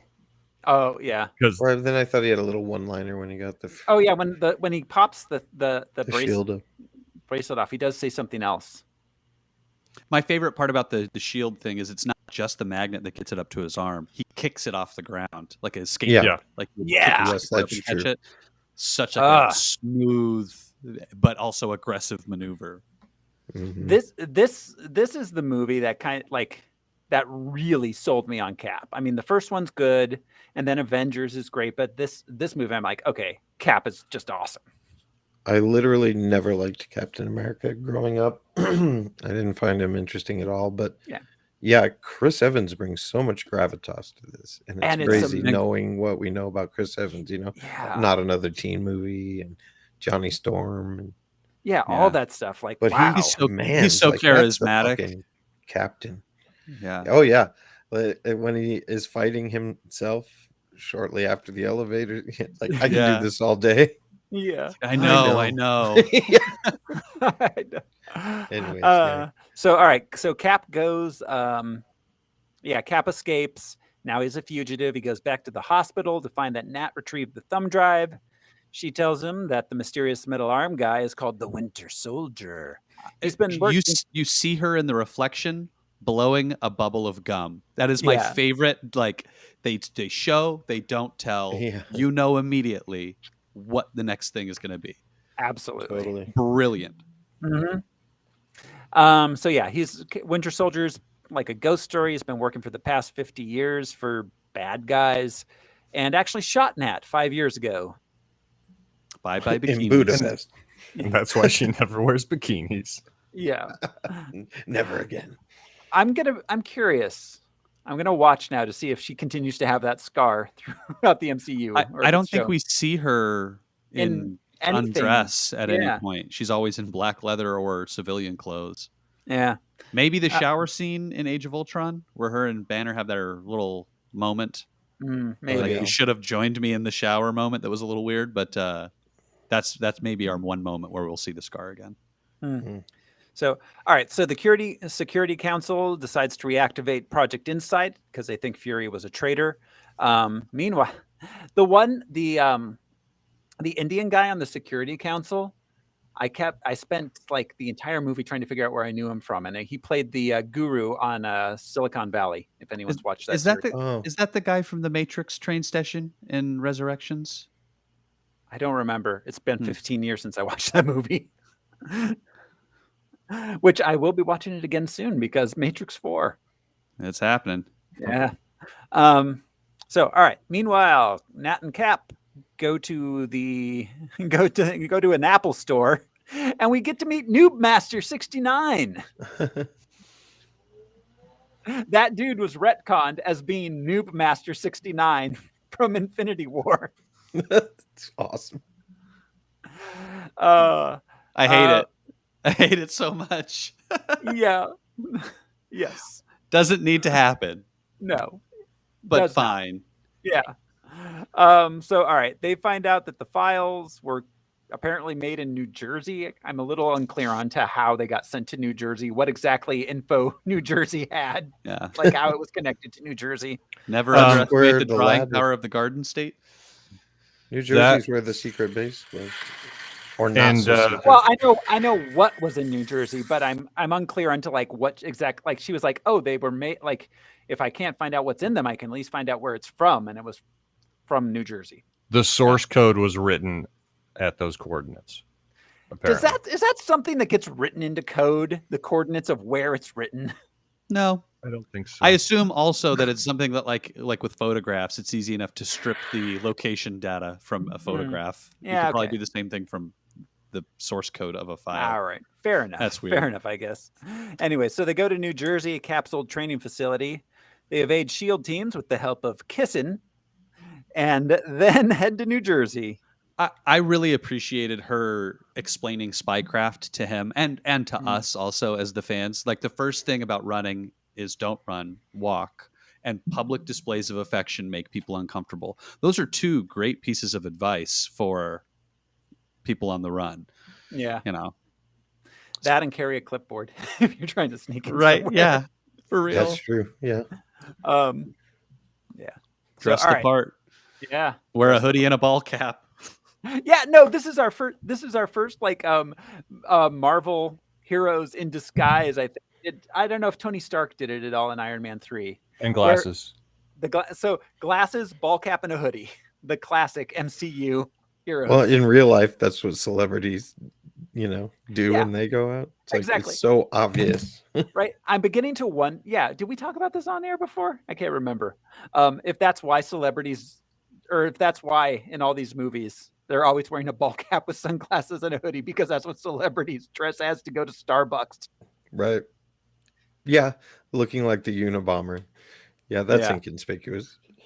All right, they get there, they arrive, discover a secret underground bunker, and down there they discover a supercomputer containing the consciousness of Arnhem Zola, Hydra scientist. Zola tells them that after being captured by Captain America during World War II, he was recruited to S.H.I.E.L.D., where he secretly created a new Hydra within S.H.I.E.L.D., sowing global chaos with the objective of making humanity surrender its freedom in exchange for security, using the Winter Soldier as their primary assassin and Chaos Wreaker.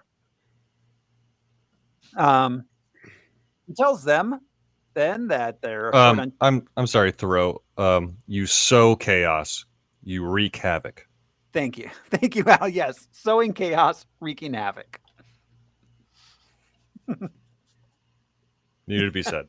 It did. Missiles incoming. They see it just in time. He does Steve Shields Nat from the explosion. It reminded me of the atom bomb scene from Wolverine, except so much better. Yeah.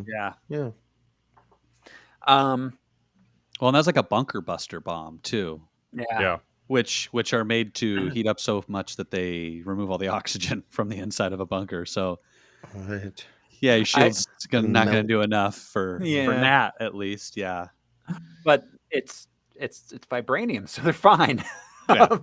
She did pass out. The healing power of vibranium. Yes. And that one is As we learned from the Black Panther movies. So, all right. They escape through the sewers. Then at home, Alexander Pierce enjoys a cold glass of milk. He sends the Winter Soldier after Cap and Nat and proves that good health is hard to find. He offers the Winter Soldier a glass of milk. He does. He's a good host. Give the man a glass of milk, Josh.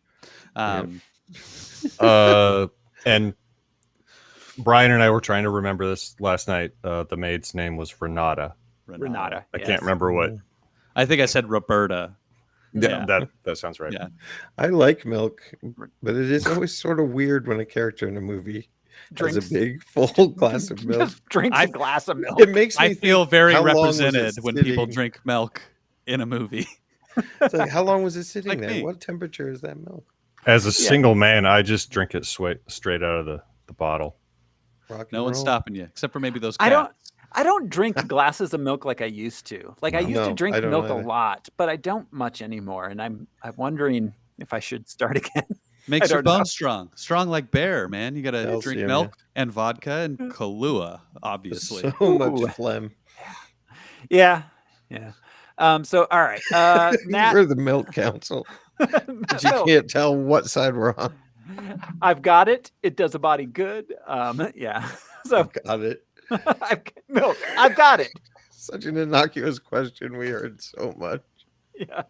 Got milk? Yeah, probably. Like got milk, motherfucker. You do now. Milk bomb. Nat and Cap go to Sam's place to hide out. They realize Alexander Pierce is Hydra's leader, and behind the whole shebang, they come up with a plan to kidnap Jasper Sitwell to discover what Hydra's world domination plan is. Sam joins up, letting them know that they need to steal a wing pack from Fort Meade, which apparently is so easy it happens off screen. Red Wing does it. We don't see this at all. Yeah, he sends birds. It's like like a Hitchcock birds. movie. He's like, send the birds. Starlings. Military bases running around. Yeah. Kill, my pretties, kill. Continue the research. They find How's the skin going? Wait, okay, so it's God. okay, wait. Brief tangent, Josh. I remember watching that episode of The Simpsons where he sends the flying monkeys after Homer and he says, continue the research. I remember watching that and talking to you on the phone while it was airing originally. That's Oh, awesome. wow. Yeah, I used to do that so much. Yeah, Josh and I would watch SNL via phone. Yeah, Oh God. good time. So Anyways. I have a bird-related question. Yes, please. Falcon talks to birds, not in this movie, but in the comic books. The only other character I can think of that talks to birds is Odin. Oh, yeah. That just hit me in my brain. I was like, wait, somebody else talks to birds, and he is a god. It's so much Well, more it's useful the than guy that sleeps Aquaman. down in the Rita riverbed who talks to birds around here. Talks to I mean, birds. I talk to birds, but they don't do shit. You know, Yeah, don't talk back. I'm waiting for that moment. Actually, my wife actually does talk to birds a lot, but she's not expecting a response. She's just it's a that's lot the of like, difference. "Oh, you are so pretty," kind of stuff. Well, it's the thing about prayer. Yeah. If the birds are answering back, you're crazy. That's You can talk to them. So, all right. So, they find Jasper Sitwell with Senator Stern, kidnap him, and after terrorizing him by throwing him off a roof to be saved by Falcon, he reveals that Zola created an algorithm to identify Hydra targets throughout the world. The Insight helicarriers will sweep the globe using satellite-guided guns to eliminate 20 million people. This is such a gangster use of good cop, bad cop. Yeah, it is. Throwing me off the roof, that's not your style, but it's hers. And she just kicks him in the chest off the roof. Boom. Yeah. Yeah, that was badass. And then she proceeds to suggest another woman that Steve might take out on a date. Yeah, that's funny. That's right. I will The girl say from accounting with the lip ring. this is one of those cases of like a movie where the conversation only happens when the characters are on screen. Mm-hmm. But it made me think she has probably suggested every single woman in the SHIELD like agency to Steve in the scenes that we don't see. Like, what about the lady in bookkeeping? You know, the accountant's assistant, maybe. You know, she's the kind of friend at a bar who like sends a cute woman a drink on your behalf and forces that social situation on you. Yeah. What about Maria Hill? Right? Yeah. How has that not come up? That would be a good I think that her and Nick Fury might have a thing because they are inseparable. They are. But that'd be weird because he's her boss. She loves his one-eyed monster. All right. So some of the targets that he mentions, a valedictorian in Ohio. Why are you gonna say that, Josh? I know. About a valedictorian in Ohio, Bruce Banner, Stephen Strange. Yeah. Oh. Who's our valedictorian in Ohio? Do we have any guesses? Because the newscaster in Egypt may be what's his face? Where's my goddamn money, Dracula? What's Mark Strong? Not Mark Strong. What's that guy's name? Goddamn money, Dracula. It's gonna be. It's one of the new Moon Knight. Sorry. Moon Knight. Okay.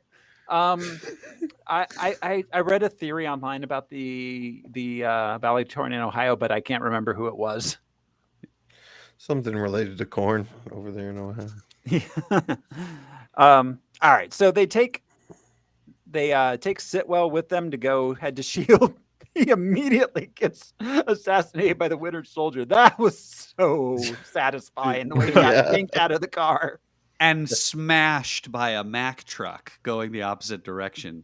Yeah. The sound was incredible in that moment. Yeah. That's one of the most visceral like deaths we've had up to this point. It was. So then we get the big fight, the big highway fight with Winter Soldier and Steve and all the SHIELD guys or the Hydra guys, I guess. Sorry, the official name for that sound is squelching. Oh, yeah. Oh, I don't know if that's a good name for that sound now. That's what it is. You'll see it in the subtitles, closed captioning. Oh no! And in the comics, squelching sound. I don't like the word. It's oddly sexual. Oddly, yeah, it really is. It's like a bathroom in a sound. bad way. Yeah, like oh. But it's an onomatopoeia too. It is. It is. I mean, think squelch. Bones crunching. Yeah. But yeah. So all right. So yeah, there's the big fight, and which this fight is badass. The knife thing between them. Yeah, the choreography is incredible. Really, really good. And in the end, the Winter Soldier's unmasked and revealed to be Bucky Barnes, Steve's best friend, although he has no memories of being Bucky. Steve, Sam, and Natasha are taken into custody by SHIELD. They escape, though, almost immediately with the help of Maria Hill.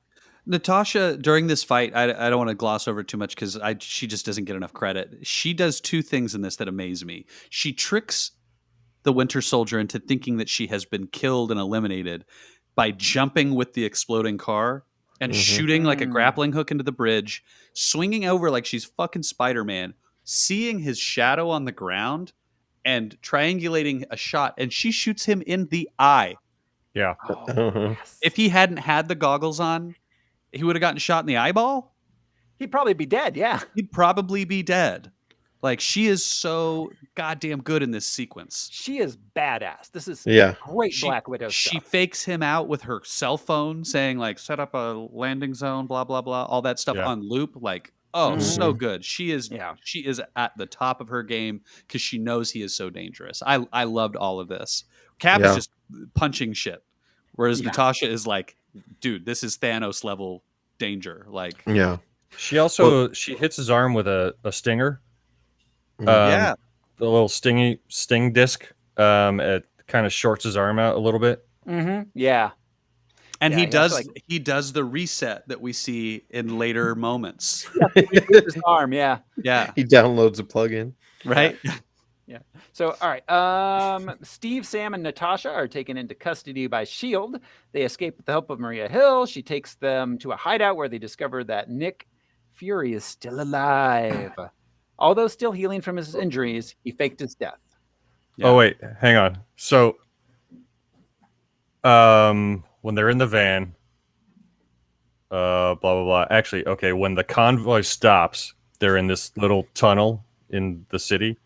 And Rumlow gets out and he says, 3 holes, start digging. Okay, 2 questions. Where and with what? Right.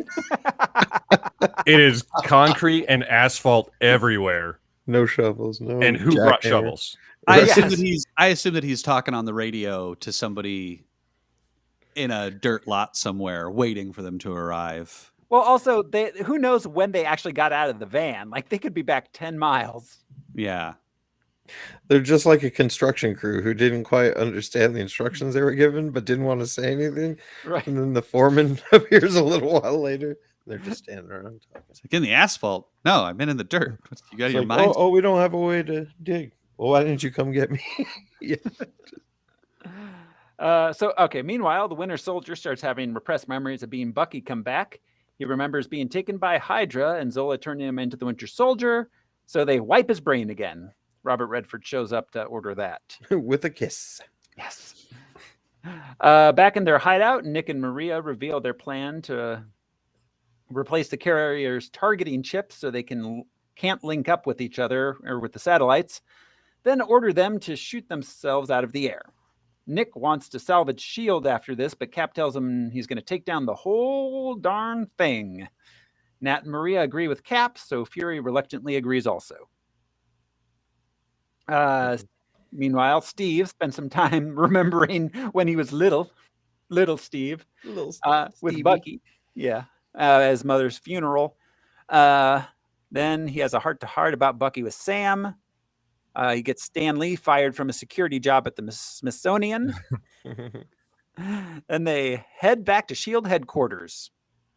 I forgot to mention this since we're back in the Smithsonian briefly. There's a video of Peggy talking about Steve dying and introducing her to the man she married. Yes. His sacrifice introduced her to the man that she ended up marrying. Right. Just something curious to note later on as we wrap these all up. Yeah, it's a detail for a museum. And she mentioned that the man she married was one of the 1,000 men that were captured along with Bucky and the Howling Commandos that he saved that first time. Steve saved himself also. Well, my question is that who is that? And did Steve going back in time stop that from happening, or or at least in a brand new timeline? Yeah, it was old mustache and bowler cap. What's his name? Dum Dum Dugan. Dum Dum Dugan. Oh yeah. Peggy Dum Dum Dugan. And then I'd swear Feige said that Steve stayed in that timeline. So I mean, I don't know. I just don't know. Yeah, this is a really impossible question to answer. That's why we have this podcast, is to ask these questions and not answer them. Yeah. Well, I mean, it just proves that she always wanted Steve and to be with Steve, but she had to at some point acknowledge that he was gone. And move on. So maybe if he reappears through time travel, she doesn't marry that dude. Maybe she married the dude from Fresno. There. Maybe they have a polyamorous thing going on. Yeah, a thruple. All right. The Security Council arrives at S.H.I.E.L.D. headquarters. Steve breaks in and announces to all of S.H.I.E.L.D. that Hydra has infiltrated them and Pierce is the leader. Pierce takes the Security Council hostage. Rumlow orders the flight crew to launch the carriers immediately, but they refuse and a big fight breaks out with Agent 13 heading the resistance to Hydra. And the crew loyal to S.H.I.E.L.D. Rumlow manages to launch the carriers, though. This is a cool moment because you don't know who is loyal to who. Mm-hmm. Yeah. And I mean, Falcon says, like, who do we know how to shoot? Like, how do we know who are the bad guys or whatever? Like, this is this moment where you're like, I wouldn't know if I was sitting in this room. Mm-hmm. Yeah. It was very cool. Yeah, it was a very well done use of that trope. Yeah. Yeah. So Cap and Falcon attempt to fight their way onto the carriers. Pierce is taken hostage by Black Widow, who was disguised as a Security Council member. Nick Fury arrives and forces Pierce to unlock S.H.I.E.L.D.'s database so that Romanoff can leak classified information, exposing Hydra to the public. Following a struggle, Fury kills Pierce. Rogers and Steve and Sam storm 2 helicarriers and replace the controller chips. But Bucky arrives to fight them on the third one. He destroys Sam's flight suit and fights Steve. Steve fends him off long enough to replace the final chip, allowing Maria Hill to take control and have the vessels shoot each other down.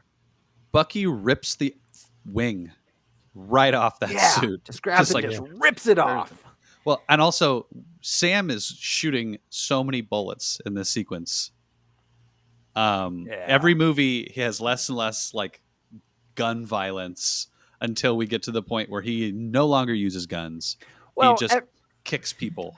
The MCU in general, like the heroes use fewer and fewer guns. Like they shoot less and less things and just rely more and more on like melee hand-to-hand combat. Yeah. Black Widow, same thing happens. Yeah. It's interesting to see that evolution throughout the movies. Yeah. Do you think Red Wing was... I'm sorry, go ahead, Josh. Do you think Red Wing was at headquarters, like running the computers and communicating with Sam? No, he was doing Overwatch. Red Wing had a gun in this movie. It's true, sniper. All right, so Sam on the ground ends up fighting Rumlow in the building. Then after achieving his mission, Steve refuses to fight back against Bucky, who just beats the crap out of him. And as the ship crashes, Steve falls into the river, but he's pulled out by Bucky, who leaves him on the bank. Rumlow and Sam jump from the thing crashing into the building and apparently both escape. Steve later wakes up in the hospital bed with Sam by his side, playing Marvin Gaye. Fury catches Sam with the helicopter in the most like detail-oriented gangster maneuver by tilting the helicopter so he doesn't get chopped to bits. I love that sequence every time that it happens. And the way that he falls into the door and almost out the other side. Yeah, that was so badass. Bust the door off on the other side. He's like, I said the 41st floor. He's like, it doesn't put the number on the outside. Such a great detail to put in as a joke too. So good. So all right, with S.H.I.E.L.D. in disarray, Romanoff appears before a Senate subcommittee. And she's basically like, fuck you guys, I'm an Avenger. Right? Arrest me. Try it. If you can, bitch. Right? Yeah. She says, you know where I'll be, but then she like dips out because she's going to Tony's house, I assume. She takes off in the wind. Yeah. What the Black Widow movie, did it take place after this or after Civil War? After Civil War. Okay. Yeah. Thank you. It was unclear. All right. So then Fury meets Steve and Sam at his fake grave. Did you guys notice the inscription? Oh, I didn't read it. It was said when it was Ezekiel 25:17. The made up path of the righteous man is beset on all sides. I wish it had said bad motherfucker. That would have been good too. That whole monologue he gives is not in the Bible.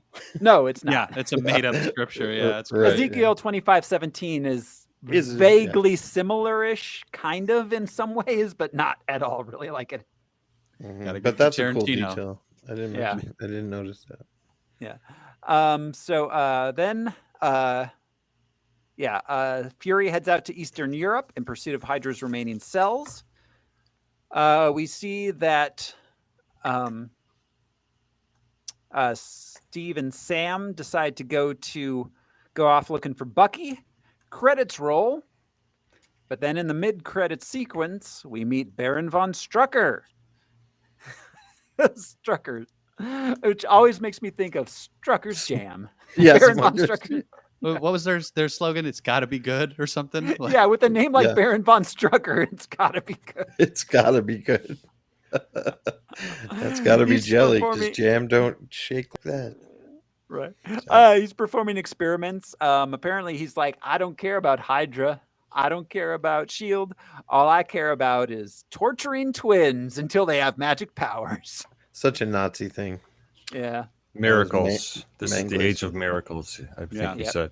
This is the determining point that we were not getting mutants in the MCU. Yeah, absolutely. This was the first time where we were like, oh, fuck. They're calling them miracles. They're avoiding that. Yeah, they're avoiding the term mutants for legal reasons. Literally, yeah. Yeah. But we do meet Wanda and Pietro Maximoff. Then in an after credits sequence, we see Bucky at the Smithsonian looking at the display about him. And that is Captain America, the Winter Soldier. And the soundtrack gives us one final scream.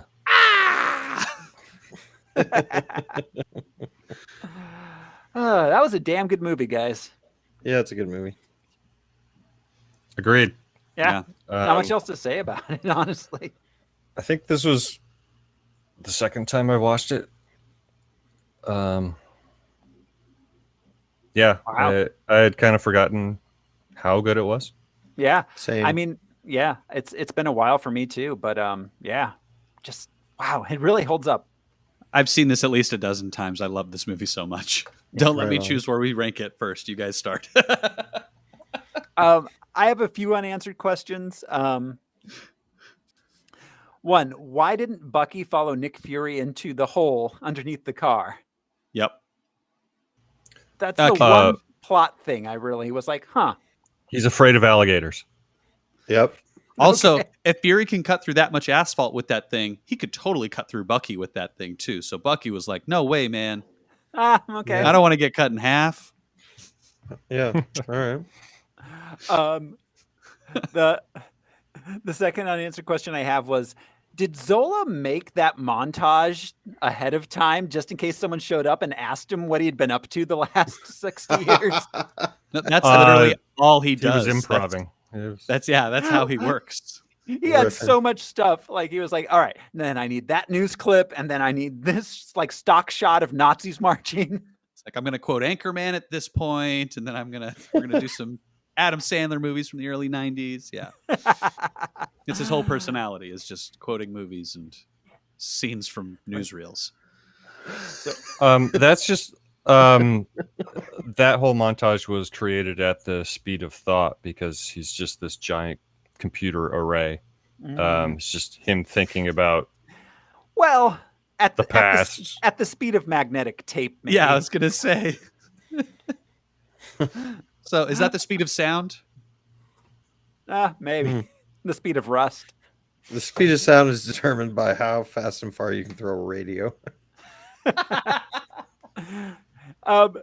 So our whose parking spot was Abed's friend in? Because I went back and listened to that. They were talking about. They was like, I've been parking in that spot all along. I think he's in Afghanistan or something. Is that Tony? Maybe. I was thinking it was either Tony or Rhodey. Oh, that's interesting. Yeah, I never even considered that. Whose parking spot? Yeah, because he said I've been parking in his parking spot for months. I think he's in Afghanistan. Yeah, it could have said something. Yeah. So I have a question about Arnhem Zola. Did S.H.I.E.L.D. do that for him? Huh. That is a good question. Who put him in the like computer? Did he die as far as S.H.I.E.L.D. is aware? Yeah. I mean, I guess I would assume Hydra. I assume he started Hydra prior to dying, and then he had the Hydra faction of S.H.I.E.L.D. put him inside the 1970s computer. So he like faked his death. I have questions about that that are impossible to answer. Was it Howard Stark? Because Howard Stark was involved with all of that. He would have been working with Zola. And he worked with Zola directly, yeah. Yeah. Good question. And the last thing, is S.H.I.E.L.D. secret?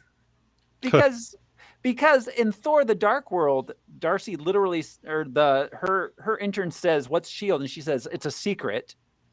But here they seem just kind of like the CIA. They've got a big statue. They've got a giant headquarters. They're kind of just out in the open. The Triskelion. Yeah. Right there. It's a good question. Yeah. It doesn't seem very secret. Well, also, we get... I have another question about the Zola scene. We go into the basement at Camp Lehigh, which we see in later movies. And up on the window, or on the wall, there is Howard Stark, Dominique Strahan's Howard Stark, right? That's his name? Yeah. Peggy Carter in her like 30s or 40s, and Arnhem Zola and somebody else. Black Widow asks, "Who's the woman?" You mean the woman who founded the agency you are an agent of? Right, yeah. She 100% would know who Peggy Carter was. Oh, Peggy, don't you guys have a history? Yeah. Like, dude, should we take that picture down so you have a more current picture of her than that one you keep in your compass, you freak? She's still alive. Yeah. Natasha. Like, she didn't go. Natasha didn't go to S.H.I.E.L.D. boot camp like the rest of the S.H.I.E.L.D. agents did. Yeah, her training was elsewhere. She is deeper undercover than most S.H.I.E.L.D. agents ever would be. Yeah. But I mean, you would also like read the employee manual and be like, oh, the first chapter is about Howard Stark and this Brit who started. So you joined S.H.I.E.L.D. So the cafeteria is located. Learn how to defrost the ice cream machine. Yeah. Make sure your white boots are strapped on tight. It's going to be a fun ride. Yeah. Is there a reason they put Camp Lehigh in New Jersey instead of Virginia, like in the comics? Utah? Well, because in the first Avenger, it was in New Jersey. I don't know why. And I guess proximity to New York. It's in New Jersey. Yeah. So, well, that way they could shutter it too, because it was a World War II era boot camp to send large amounts of people to World War II. I was assuming, so it's not one of the modern boot camps. That was my takeaway on that. Yeah, like it was a pop up. Yeah. It was a truck. It was like a taco truck. Right. So, all right. Anything else before we rank it, guys? Not for me. I have bird questions, but we'll answer those in the possible Falcon and Winter Soldier episodes. Right. We all have bird questions. I have, yeah. We've got bird. We don't have mainly any bird law. Tracy Jordan. Oh, sorry. I was just thinking about how weird it is. We eat birds. Oh God, it really is. So, all right, here we go. Let's rank this thing. I just have the top here. I don't think there's any question that it's going to go in here somewhere. Like, unless you guys have a major disagreement that I am not anticipating. What about between Spider-Man 2 and the first Avenger? Okay. I love Spider-Man 2. It's one of my favorite movies of all time. No, it is great. And I like everything above it. I don't think it's better. But it's better than the first Avenger, I think. Oh, 100% better than the first Avenger. Okay. All right. That's Josh's recommending 7. Al, what do you think? Oh, I'm not sure. Brian? So I think that it's better than Batman Begins as a comic book movie, because it turned the entire universe upside down. It changed the dynamic of like the MCU itself. the action sequences, a lot of these things just, to me, were better than what they tried to do with the other three. Batman Begins, Batman 89, and Spider-Man 2. I think that this, as a comic book movie, outperformed those. Plus, it made me laugh more than all of those movies, on top of the action and the comic book connections and things, too. I don't know. I still don't think it out comic booked Spider-Man 2. Personally. Yeah. I mean, that's fair. So my personal take is, I think as a movie, it's better. I would personally put it above Iron Man. Ooh.